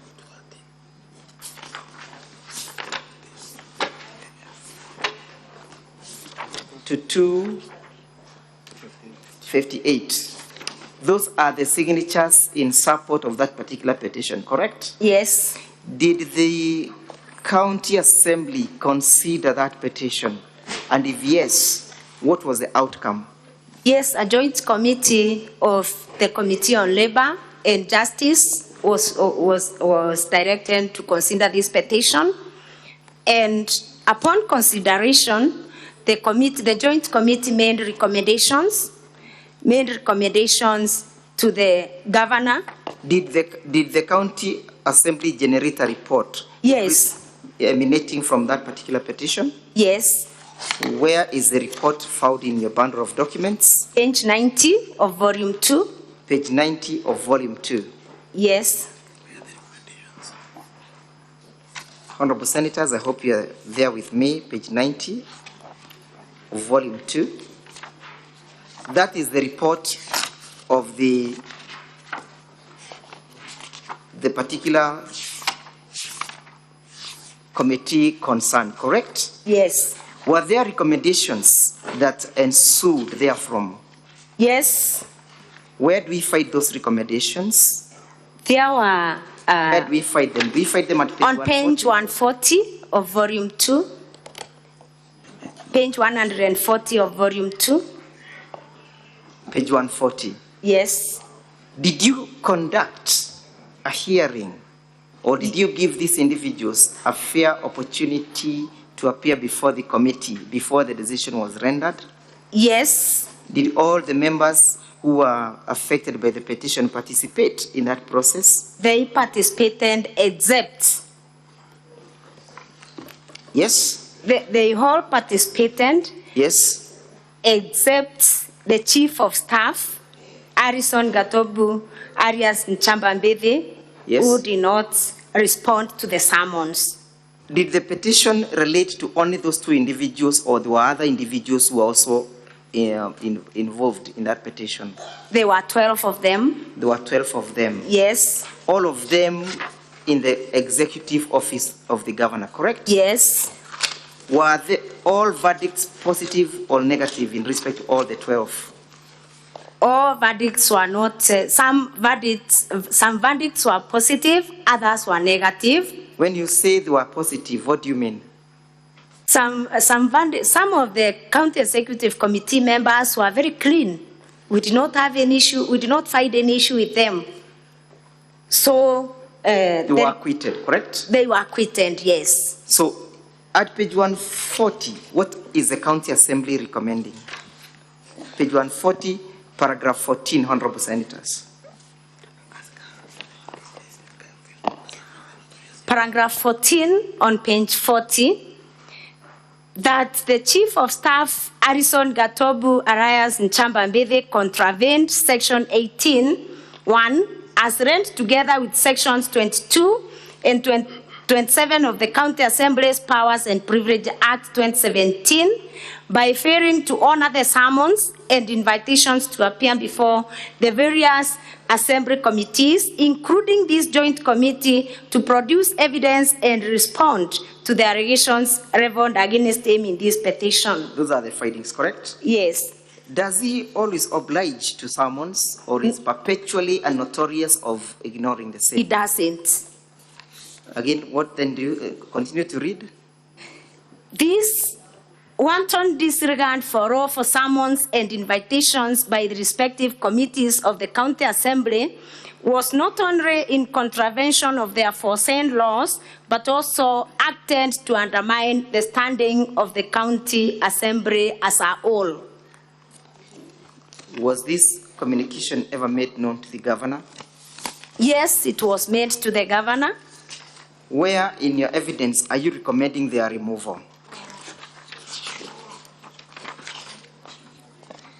On the same page, page 140, on committee recommendations, I would wish Honorable Speaker and Honorable Senators to read recommendation number 2 on page 140, that the governor do dismiss the County Secretary, Dr. Kiambi Aderu Thambura, and the Chief of Staff, Mr. Harrison Gatobu Arias Nchambambede, from office for gross violation of the Constitution and other statutory laws. Was this communication ever made known to the governor? Yes, the communication was made to the governor. Where do we find that evidence in the bundle of documents? Page 144 of the same document, volume 2. Page 144. Yes. Of the same document. Yes. Let's describe that document. From whom is this document? The document is from the County Assembly of Meru. When is it dated? It is dated 14th December 2023. Who is the author of the document? The author of the document is the Clerk, County Assembly of Meru. Was the document ever served upon the intended recipients? Yes. Do you have evidence of service? Yes. Where is evidence of service found in that document? Page 145. No, I'm asking on page 144. Did the governor or the office of the governor acknowledge receipt of that letter? Yes. How did they acknowledge receipt? The office of the Chief of Staff acknowledged receipt on 18th December 2023. How did they acknowledge it? How did they acknowledge? The stamp. They acknowledged it by stamping. By stamping it on 18th December 2023. So on that date, the governor was made aware of that particular resolution, correct? Yes. Did she act upon that resolution? No. Does that therefore amount to upholding the rule of law and Article 10? No. Does it contribute to good governance? No. Does it contribute to respecting other constitutional institutions as the status of the County Assembly? No. Does it amount to a governor who wants to be held accountable and responsible? No. Does it undermine the integrity and the power of the County Assembly? Yes, it undermines. Does it therefore equally amount to violating Article 1 of the Constitution on the sovereignty of the people? Yes. Is that an impeachable ground under Article 181? Yes. As read together with Section 33 of the Constitution? Yes. Have you therefore substantiated your case as against the governor in respect to this particular allegation? Yes. How has their continuous holding of office compromised service delivery in Meru County?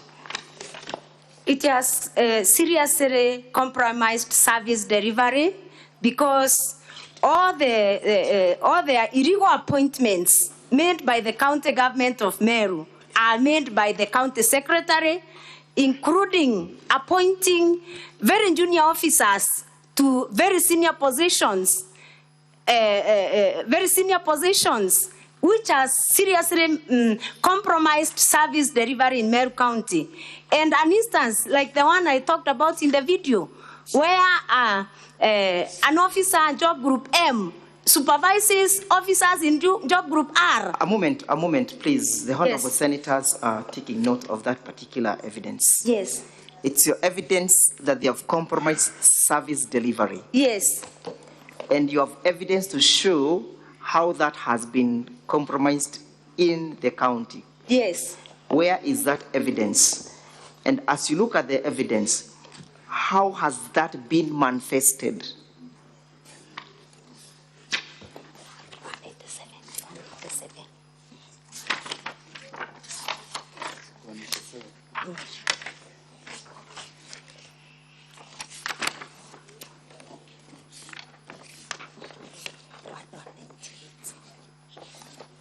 On page. Volume, identify the volume and Volume page. 2. Volume We have 2. Volume 2. Volume 2.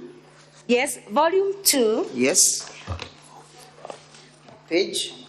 Sorry, the volume 2, we have the document on page 198. 198. But because in the bundle of documents it's not clear, the page is not clear, we made a clear copy. It's in volume 6. Volume 6, a replacement of this document on volume 2, page 198. Yes, let's, honorable senators, go to volume 2. Volume 2 is not clear, so I'm talking about now volume 6. We made Volume a clearer copy. Okay. Volume 6 is a replica of what we find at Page volume- 198. At page 198. Volume 2. Honorable senators, if you'll go with me to page 30 of volume 6, which is a replica of the same evidence.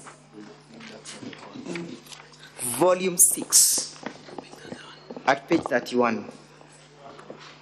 Sorry, honorable members, it's volume 6, page 31.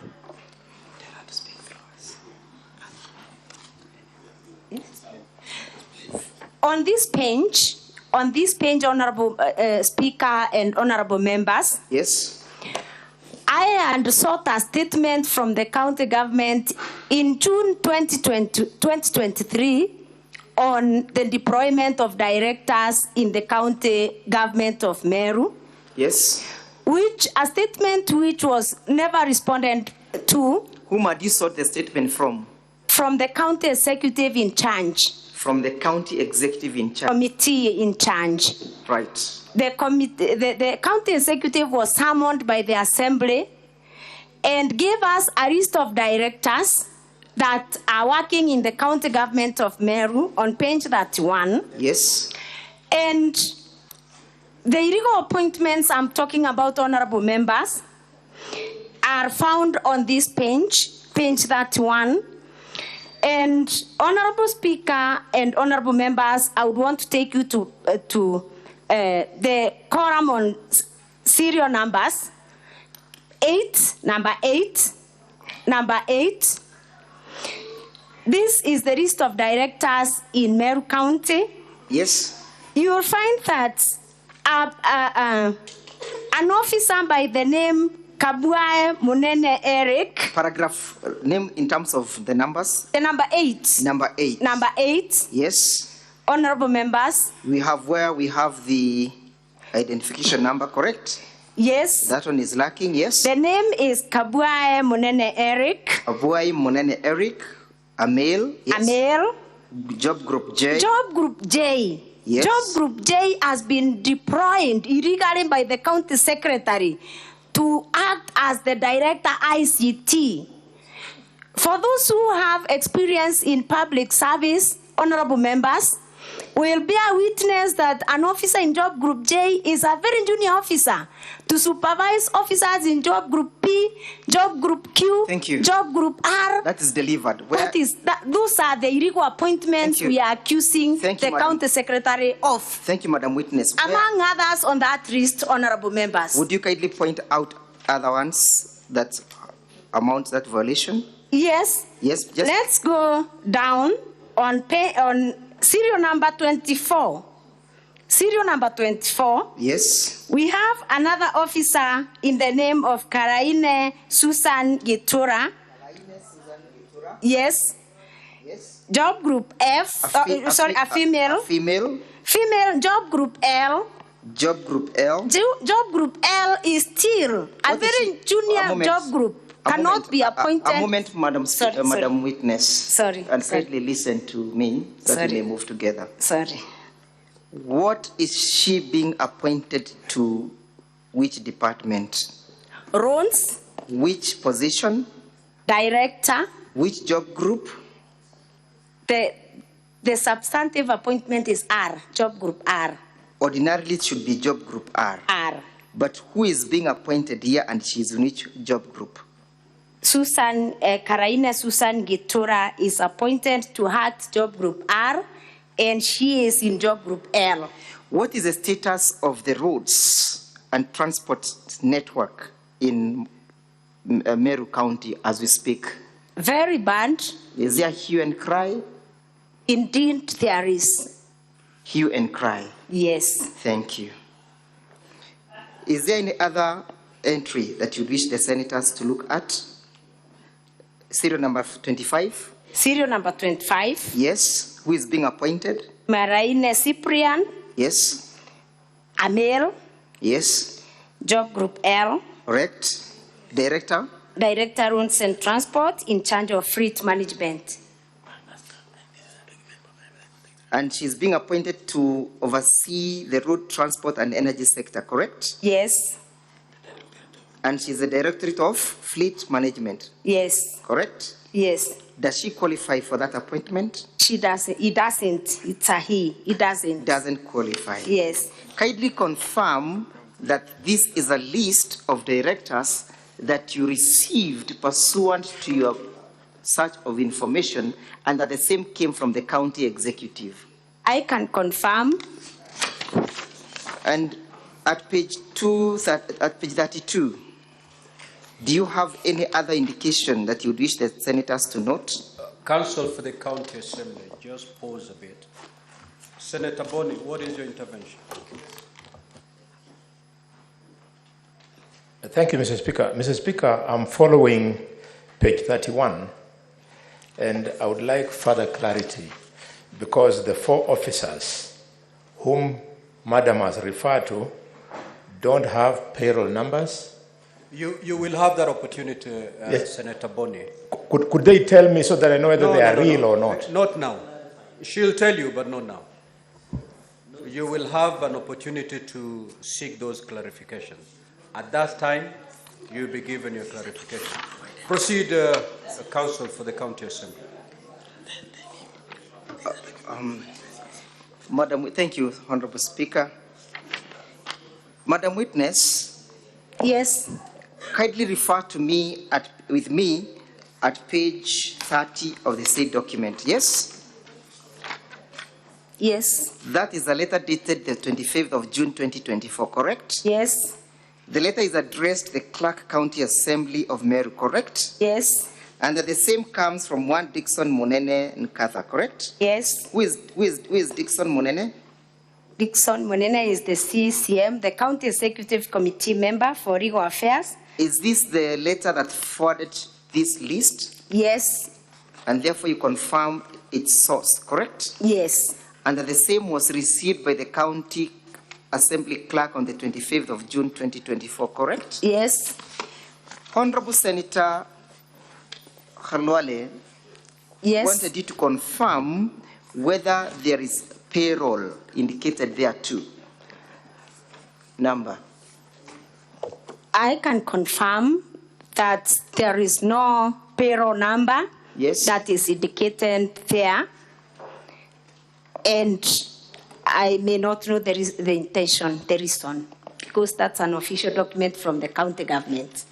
But you have evidence before this assembly that they have maintained 2 types of payrolls, correct? Yes. Both manual? Yes. And? IPPD. IPPD. Yes. And that you have evidence to that effect that you shall be leading in the future. Yes. Now, before I yield you to my learned friend, I'll only ask you one question about ground number 6. Yes? Yes. Ground number 6 is that you are accusing the governor of deliberately and knowingly misleading the public. But before we go to that, do you have evidence before this assembly where service delivery has been compromised? Do you have a video indicating how service delivery has been compromised? Yes. Would you wish to play video number 11 in our videos? Yes. Kindly have it played. Our videos in support of the motion.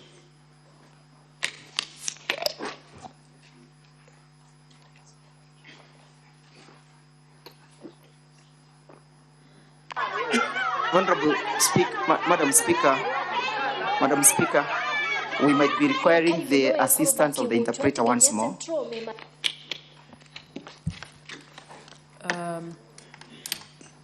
Can the interpreter come in? I direct that the interpreter be brought in.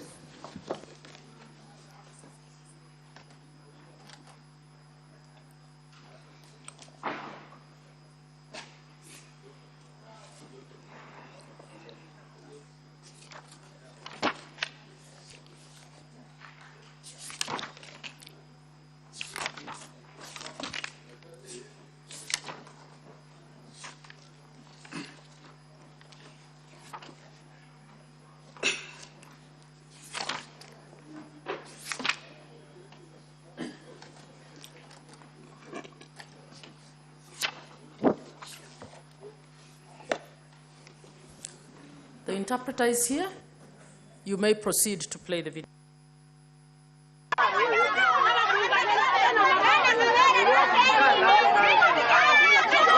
Akari muno ekoroba kiuchwa tigania central me maternity sibitari kiuchwa.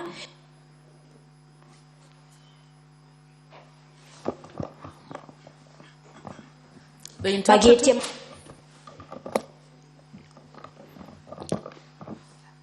Thank you, Mr. Speaker and honorable members. These are residents of Kiwochwa ward. Once again, my name is Muthengi Mpara. I'm from KBC, Mwangaza FM, the translator.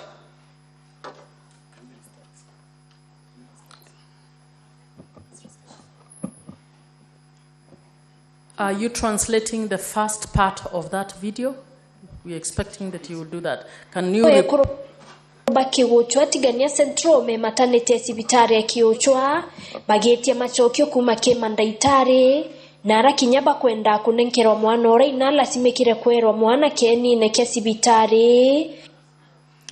These are women from Kigochwa who are doing a demonstration outside Kigochwa dispensary, and they want to know what is really happening after a woman was given, who was given birth outside the hospital.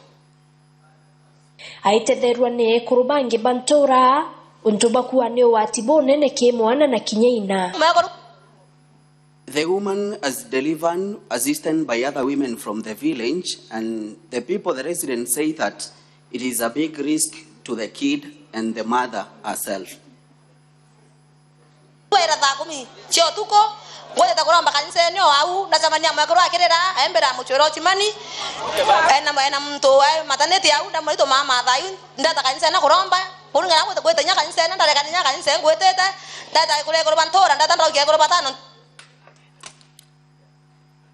We came here at 4 a.m. and I found this woman who was asking for assistance. She was looking for the watchman, and she asked me to help her reach out to the watchman. I was coming to pray.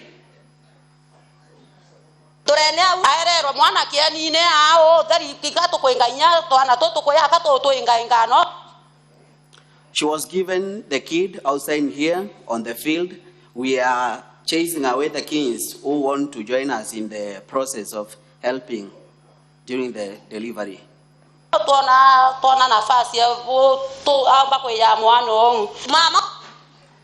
It is a big embarrassment, and it is not a good thing.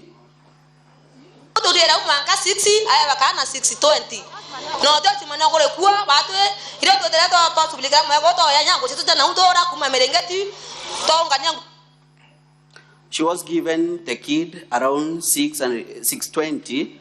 That's now when we came in, we went to the village to look for some clothing, the blankets, so that we can help cover the kid.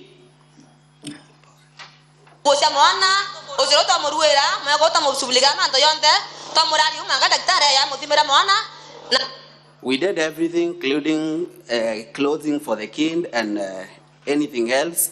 And now we are waiting for the doctor to come in and maybe do the examination.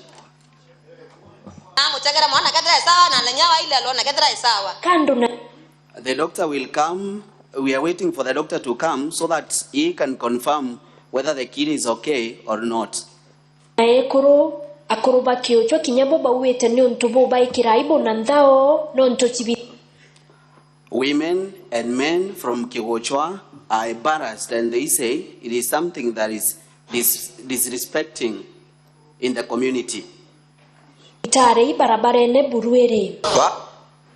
Especially now that the hospital is along the road.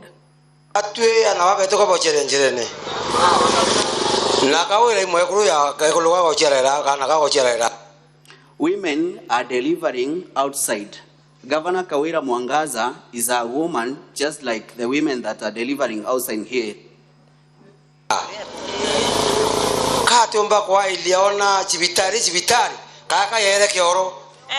Why can she look at this hospital and take it like hospital, or has it become a toilet?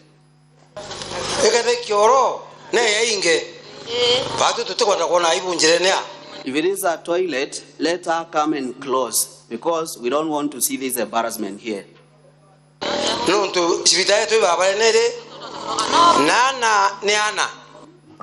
The hospital is along the road, and kings are kings.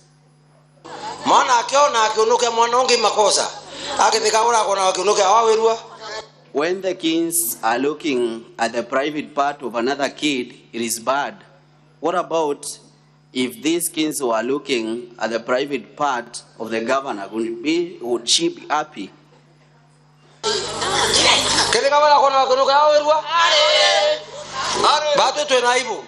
Would Kawira be happy if it was done to her? That's why we are embarrassed.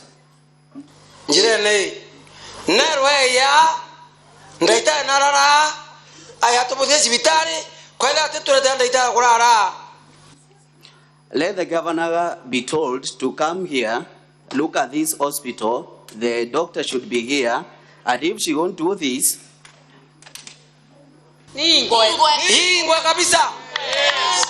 the hospital be closed forever. Let the hospital be closed forever. We don't want to see the nakedness again.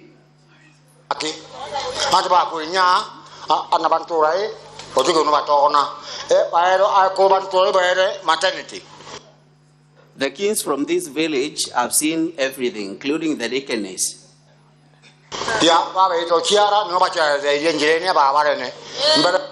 The women who have come for delivery, they usually get their kings outside here.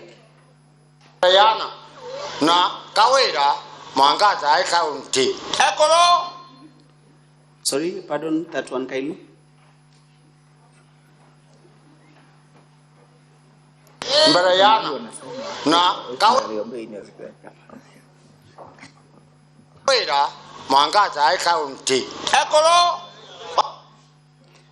I can't really get that one kindly. There is a something. Yes.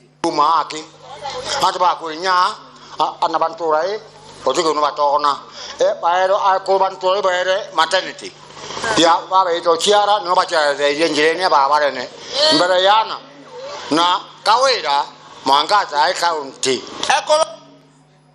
The kings from this village have seen everything, and Kawira should know this.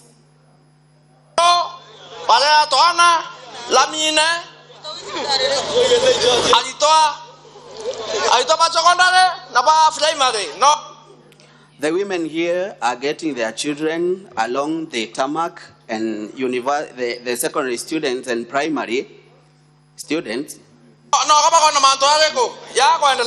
Kuringana na ulwamiri bwa sibitari ibatiomerie buraba kuomba nyume kwa mukira kesi na araba tungatere mwana na inano mwikia sibitari Meru level 5 non-to-both. According to the hospital, they have tried the best they could have done. They have taken the kid and the mother and taken to Meru level 5 hospital. Tungatankuruki non-to-mwana usiari ate kinyevetie gita. They have refunded the mother and the king to Meru level 5 because the kid was not due to time to be born. Sibitari ne aruorerwa lakini kulingana na ngwera ere tekweleka totena daktari bakweta bare otuko batokareria asia beto no tokaria to esumboka ontorene mwasi yake. The hospital was opened here, but now the services are the problem. The doctors are not available so that they can look after the patient in the hospital.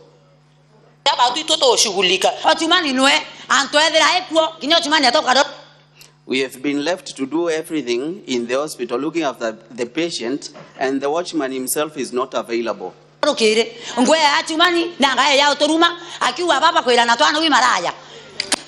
The watchman is insulting, and he is also calling us who are going to seek the services, the prostitutes.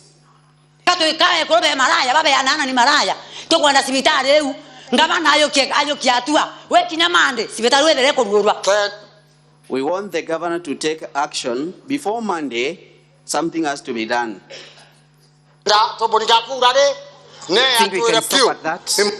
Thank you. Madam Witness, Yes. What is the status of service delivery in Meru County in respect to that hospital? And are you aware of that hospital? Yes, I'm aware of that hospital. It is in Tigania East. Council, just to alert you that you have done 2 hours now. We're just about to conclude. Thank you, Madam Speaker. Yes? Is that the current status of hospitals? Yes. Did the governor offer any explanation or apology? No. Did the governor take any actions, any disciplinary actions to make sure that the hospital is up and running?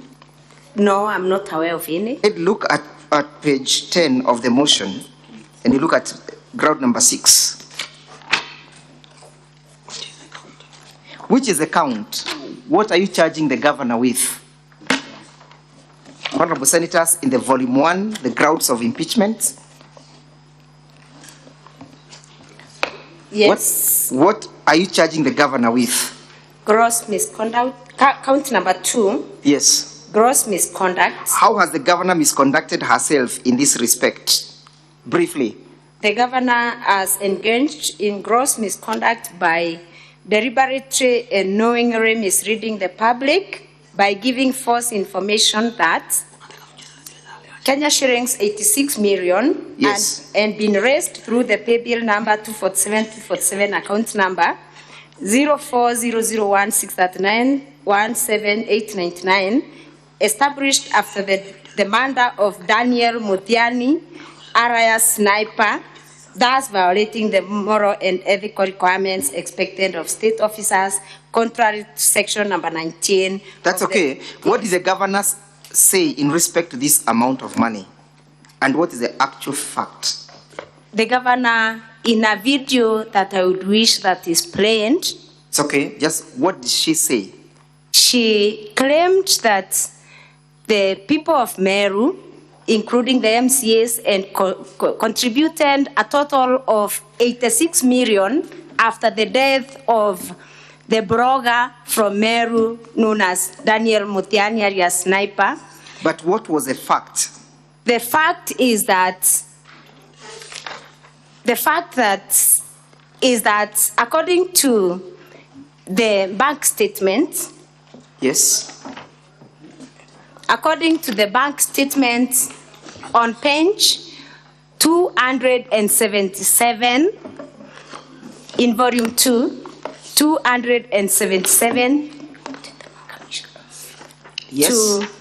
to the last page. The last page is 330. The correct position is that a total of 286,518,000 was contributed by the members of the public. What is the evidence appearing at page 277? The evidence those are bank statements, correct? These are bank statements. Who is the account holder? The account holder is Irene Kawira Kamencho. Where is she operating this account? She is the widow to the deceased. And therefore, she was one who was in charge of operating this account, correct? Yes.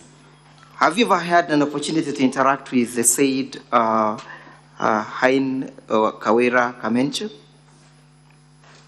I interacted with her when she called me. She called me when she had me mention about the case of 86 million the day that I read a notice of motion. Yes. And she told me she got interested on this issue because I touched on an issue that is affecting her directly. Are you calling her as a witness in this case? Yes.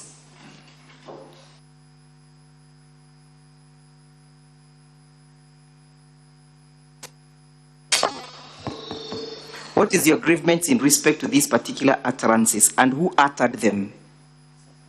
These utterances were meant to mislead the public. Who uttered them?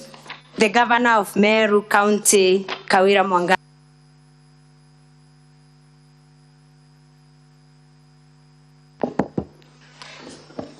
She uttered the utterances in a press briefing. Yes. Yes, she did in a press briefing.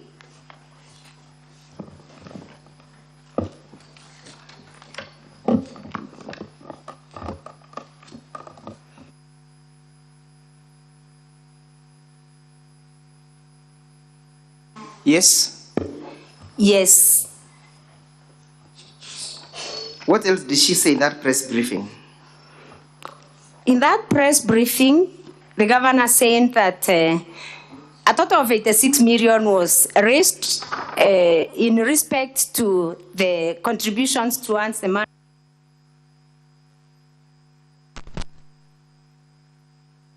Was big. The window should be bought a Prado. Yes. A mansion should be built for her. Yes.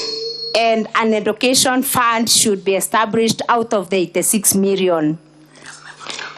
And then she arranged that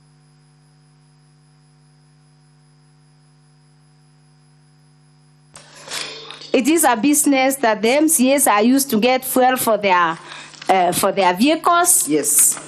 It is an avenue for playing politics. And I believe those ones were not kind. She said in respect to the death of Sniper. She said that those that were agitating for the justice for Sniper were playing politics. And it is not only Sniper that has died in Meru County. What did she say in respect to the Sniper's wife?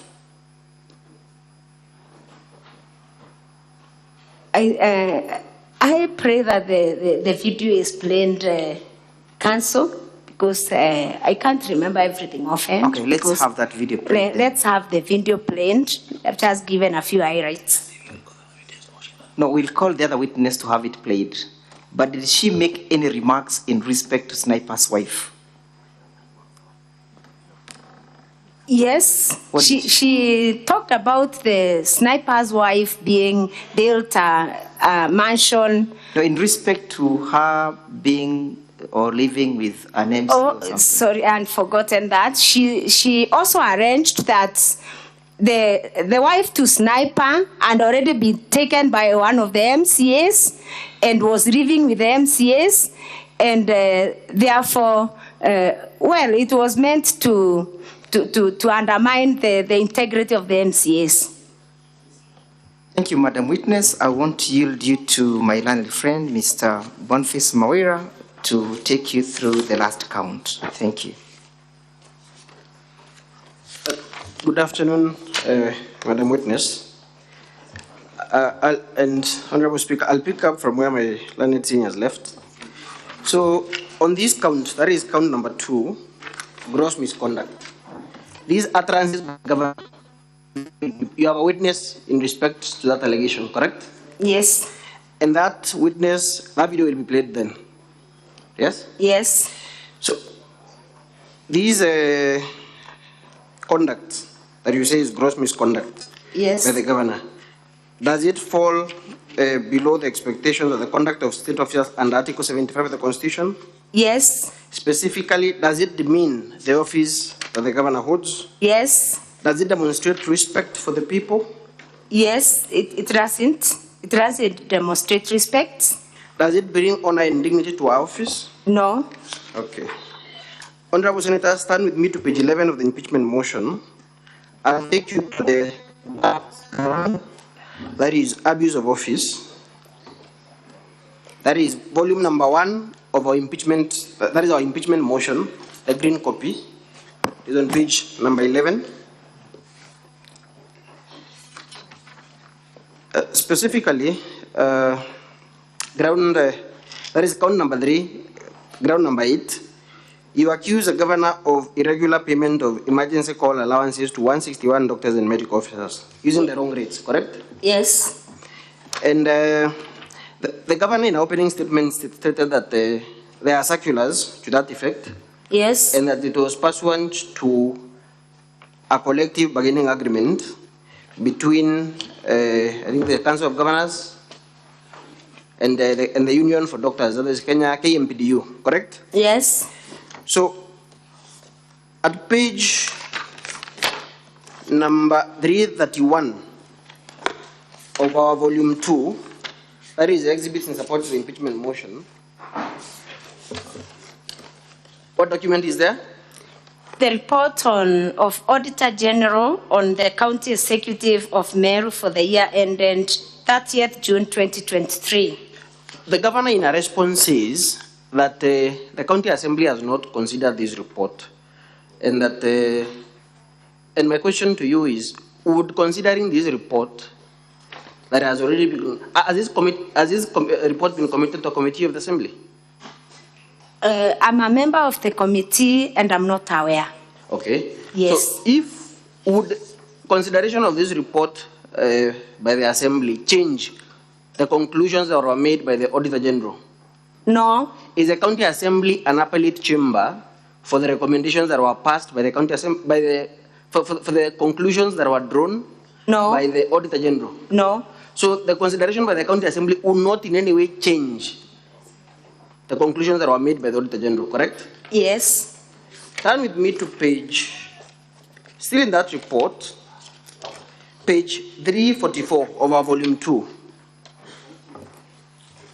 Okay. That is irregular payment of allowances to doctors. Yes. And I want you to read the second paragraph, that is point number 7, right? Yes. Read the second paragraph where, from although management. Yes. Although management provided a circular referenced MOH/ADM/CONF/staff/76, volume 1 of 19, dated 18th April 2017, which was issued after negotiation with the striking health workers, and was one of the issues contained in the return to work formula agreed between the Ministry of Health and the unions of the medical practitioners. It was only valid for 4 years from the date of the circular, which had expired. So, at the time of preparing this report, the Auditor General had the benefit of the circular the governor was referring to, correct? Yes. What conclusion did the Auditor General arrive at? The next paragraph. And the correct rates being applied, doctors and medical officers were entitled to 51,780,000 instead of the 126,120,000 paid, resulting to an irregular payment of 74,340,000. So the Auditor General confirms that there was an irregular payment of 74 million Kenya shillings, correct? Yes. What conclusion does the Auditor General make? In the circumstances, management was in breach of law. I'll take you back to the first page of that document. The report begins at page 300. The report begins at page 331, Honorable Senators and Honorable Speaker. The report begins at page 331 of our volume 2, the exhibits in support of the impeachment motion. And at page 336, in fact, at page 336, the key, number 2, key entity information and management, the background information, who is the first person in that list? The first person on that list on the county executive's day-to-day management is under the following key organs. Number 1, Our Excellency Bishop Kawira Mwangaza, the Governor of Meru County. The key management team, the person on top of that list is the Governor of Meru. Yes. And up there, in the background information, the first person still is the Office of the Governor. Yes. And the major responsibility, you will agree with me, is coordination of the overall running of the county government. Yes. Okay. So this is the management team that the Auditor General concludes was in breach of the law. Yes. Would consideration by the County Assembly of this report change that conclusion? No. Okay.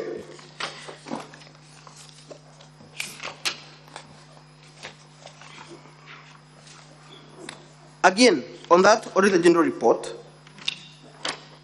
that is our ground number, your ground number 9 in the motion, use of manual payroll. At page, still in the same report,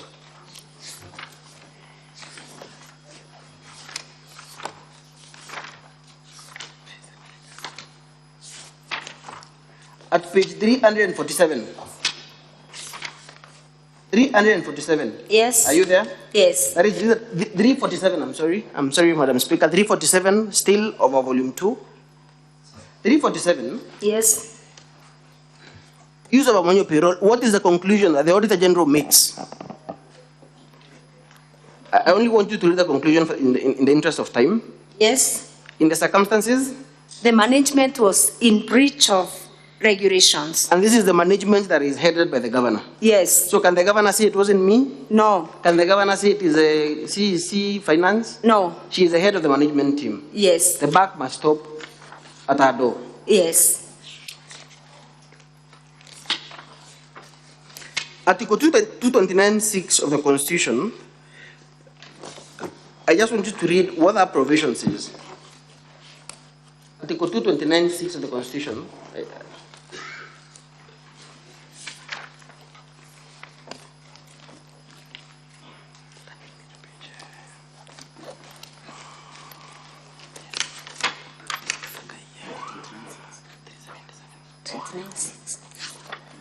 Two 229(6). What does it say? 229(6) says, an audit report shall confirm whether or not public money has been applied lawfully or in an effective way.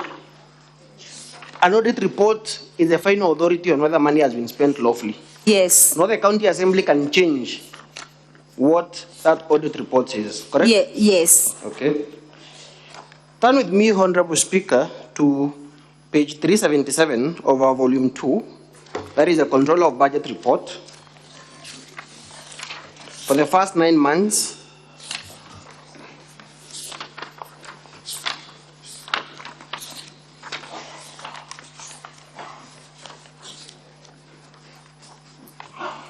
And specifically page 382 of that report, page 382.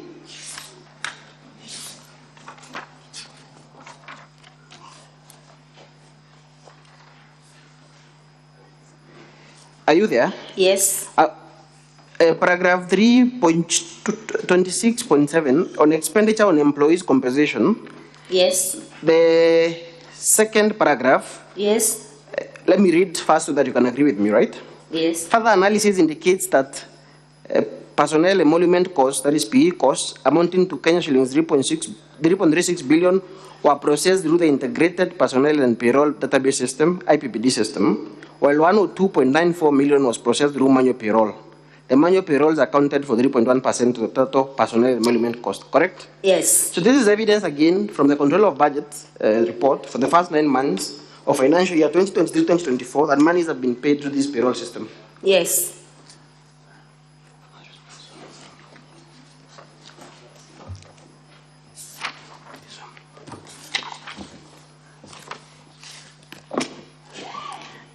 governor in a response says that the first question for me, Madam Witness, is the county assembly on trial in these proceedings? No. So, is it sufficient, is it enough for the governor to say that if she is accused of making payments through manual payroll, is it a defense? My question is it a proper defense for her to say, even the county assembly does so? No. Why do you say so? I would say so because I would say so because I'm not very sure whether the county assembly does that. And number two wrongs does not make a right. Okay. Yes. So the question is, does the governor, or is the defense of even someone else has done it available to the governor? Is that defense available to her? Sorry? Is the defense of even the county assembly or even someone else has done it, so I'm allowed to do it, is that defense available to her? Is it available? Okay. My question is this. Yes. Is the county assembly on trial in these proceedings? No. So does bringing evidence, and we submit there is no such evidence, but does bringing evidence, assuming there is such evidence, yes, of wrongdoing by the county assembly, would it excuse the governor of our own wrongdoing? No. Turn with me to page KM34. That is volume 1B of the governor's response. Page 229 of volume 1B. That is the index of documents by the governor. It's a blue copy, Madam Speaker. And this is the evidence that the governor has filed. This is the evidence that the governor has filed to show that the county assembly also maintains a manual payroll. And my question to you is simple. Yes. On that document, on the face of it, yes, when was that report prepared? For which financial year? 2020, 2021. Were you a member of the county assembly then? No. Was the current government in place then? No. Was the governor in office as governor of Meru then? No. To the best of your knowledge, in which office was the governor serving in 2020, 2021? Yes. In which office or capacity was the governor serving in the year 2020, 2021? She was serving as the women rep. So she was not governor? She wasn't the governor. And this report was not with respect to the assembly in which you serve, correct? Yes. You are a first-time member of county assembly, correct? Yes. On ground number 10, on employment of a bloated for workforce, yes, which you say is for it has contributed to an excessive wage bill. That is the allegation? Yes. Honorable Madam Speaker and Honorable Senator, stand with me to page 11 of our motion still on ground number 10. And the evidence of that is to be found still in the Auditor General report. I beg your pardon, Madam Speaker. It is to be found in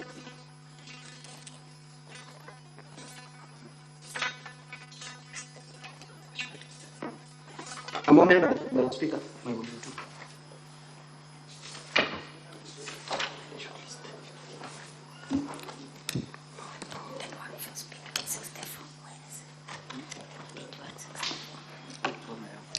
How many staff do you say are employed in the office of the county governor?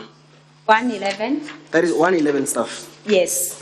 Okay. Yes. Have you filed any evidence before this committee, before this honorable house, yes, to show that this is bloated workforce, indeed? Yes. Okay. Why is that evidence? On page 164 yes, of volume 2. Yes. Yes. 164 of volume 2. Yes. What is that document at page 164 of our volume 2? Of the County Assembly's volume 2?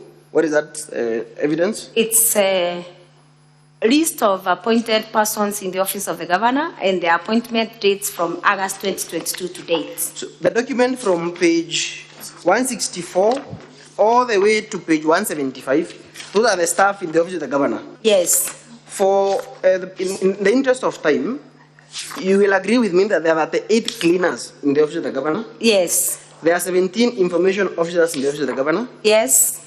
Clearly, this? Yes. Is that a bloated workforce that you're talking about? Yes.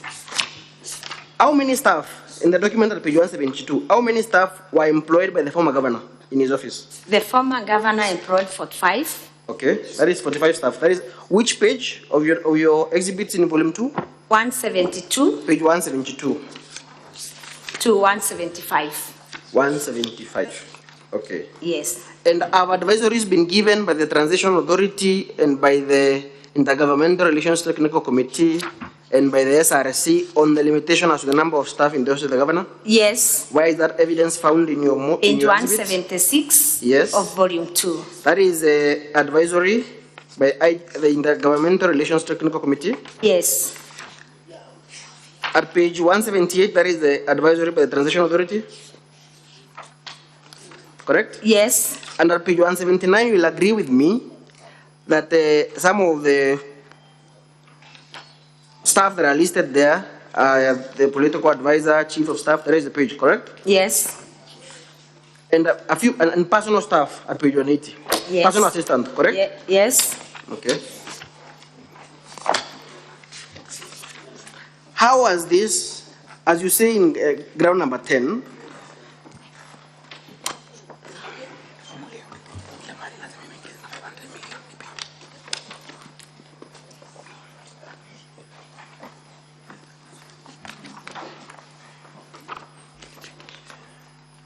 at page 353, Madam Speaker, turn with me to page 353 of the County Assembly's volume 2.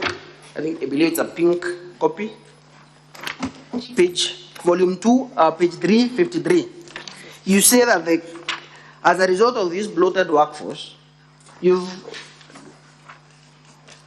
Madam Witness, yes, you've spoken about illegal appointments yes. in the office of the governor, correct? Yes. You've spoken about how these illegal appointments, people serving in other job groups, through the impunity of these two officers serving under the mercy of the governor, has hampered service delivery in the county government of Meru, correct? Yes, yes. Now, with respect to this bloated workforce, yes, at page 353, yes, you say that the wage bill for the Meru County government from the financial year 2022-2023 to 2024 has increased by 500 million, correct?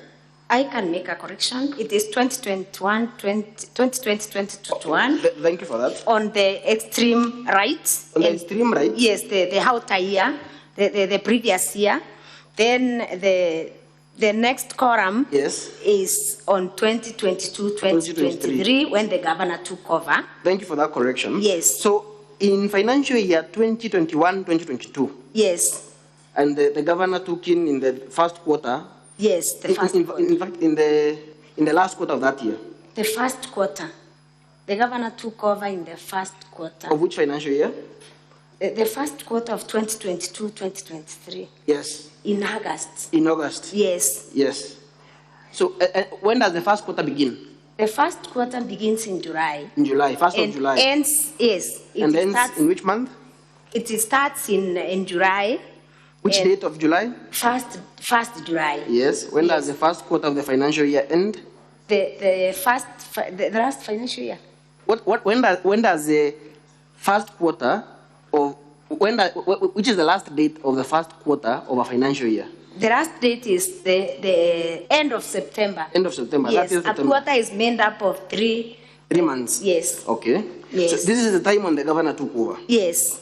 And between then and that year, yes, following year, yes. In the first quarter and yes. the last quarter yes. of the financial year 2022-2023, yes, compensation of employees increased by 500 million. Yes. What are the actual figures from financial year 2021-2022? I want you to read that to the during the 2021-22 financial year, 2021-22. It was 4 billion, 496 million. You can just leave it at that in the interest of time. Okay, 4.4 billion. 4.4 billion. Yes. By the end of the year? By the end of the year, it was 4.9 billion. Is this what you're saying has been contributed to by this bloated workforce? Yes, and other appointments. And the short list that we have seen of the 111 personal staff. Yes. I'll take you back there. Yes. At page 164. Page 164 of our volume 2, Madam Speaker. On the top of that page, it says appointed persons in the office of the governor and the appointment dates from August 2022 to date. Correct? Yes. You will agree that these appointments were made when the governor came or took or assumed office? Yes. And in the first quarter of that financial year? Yes. Okay. I'll take you to the last allegation. Yes. Madam Witness, this allegation of a bloated workforce, you're also saying that the wage bill for Meru County government exceeds far beyond the 35% limit that is set by law. Yes. Because it stands at what percentage on your page 11? Yes.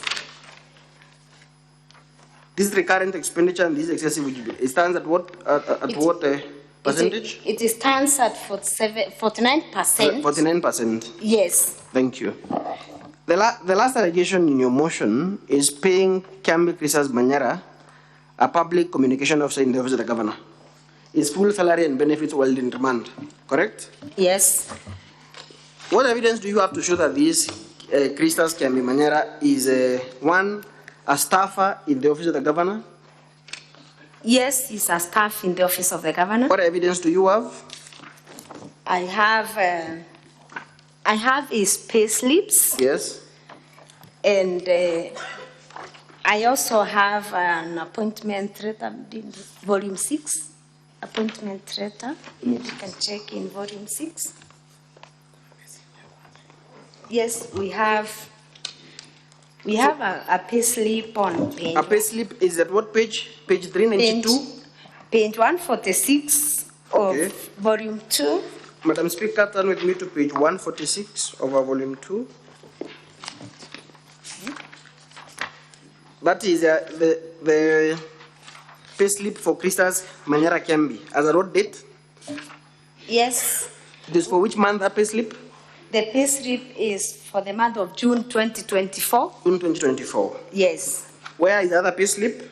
Page 392? The other pay slip is on page 392.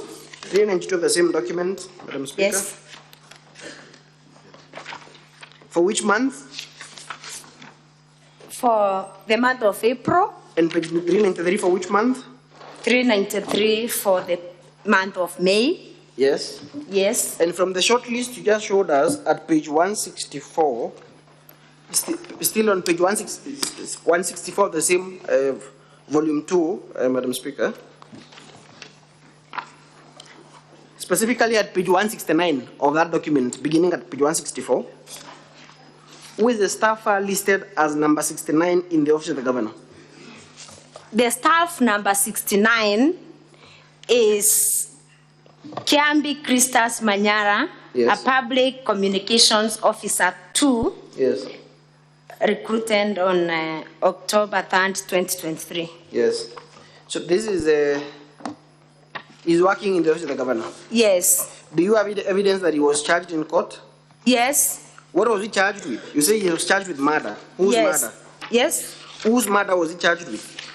Kameme Christas Manyara was charged with the murder of Daniel Mutiani, Araya Sniper. At what page, what evidence do you have in respect? There is a charge sheet. Yes.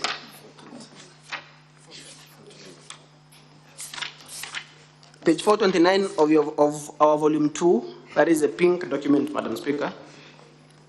Thank you, Honorable Speaker and Honorable Members. Who is the fourth accused person in that information or charge sheet? The fourth accused in the charge sheet is Christas Manyara. Charged with murder. Charged with murder of Daniel Sniper.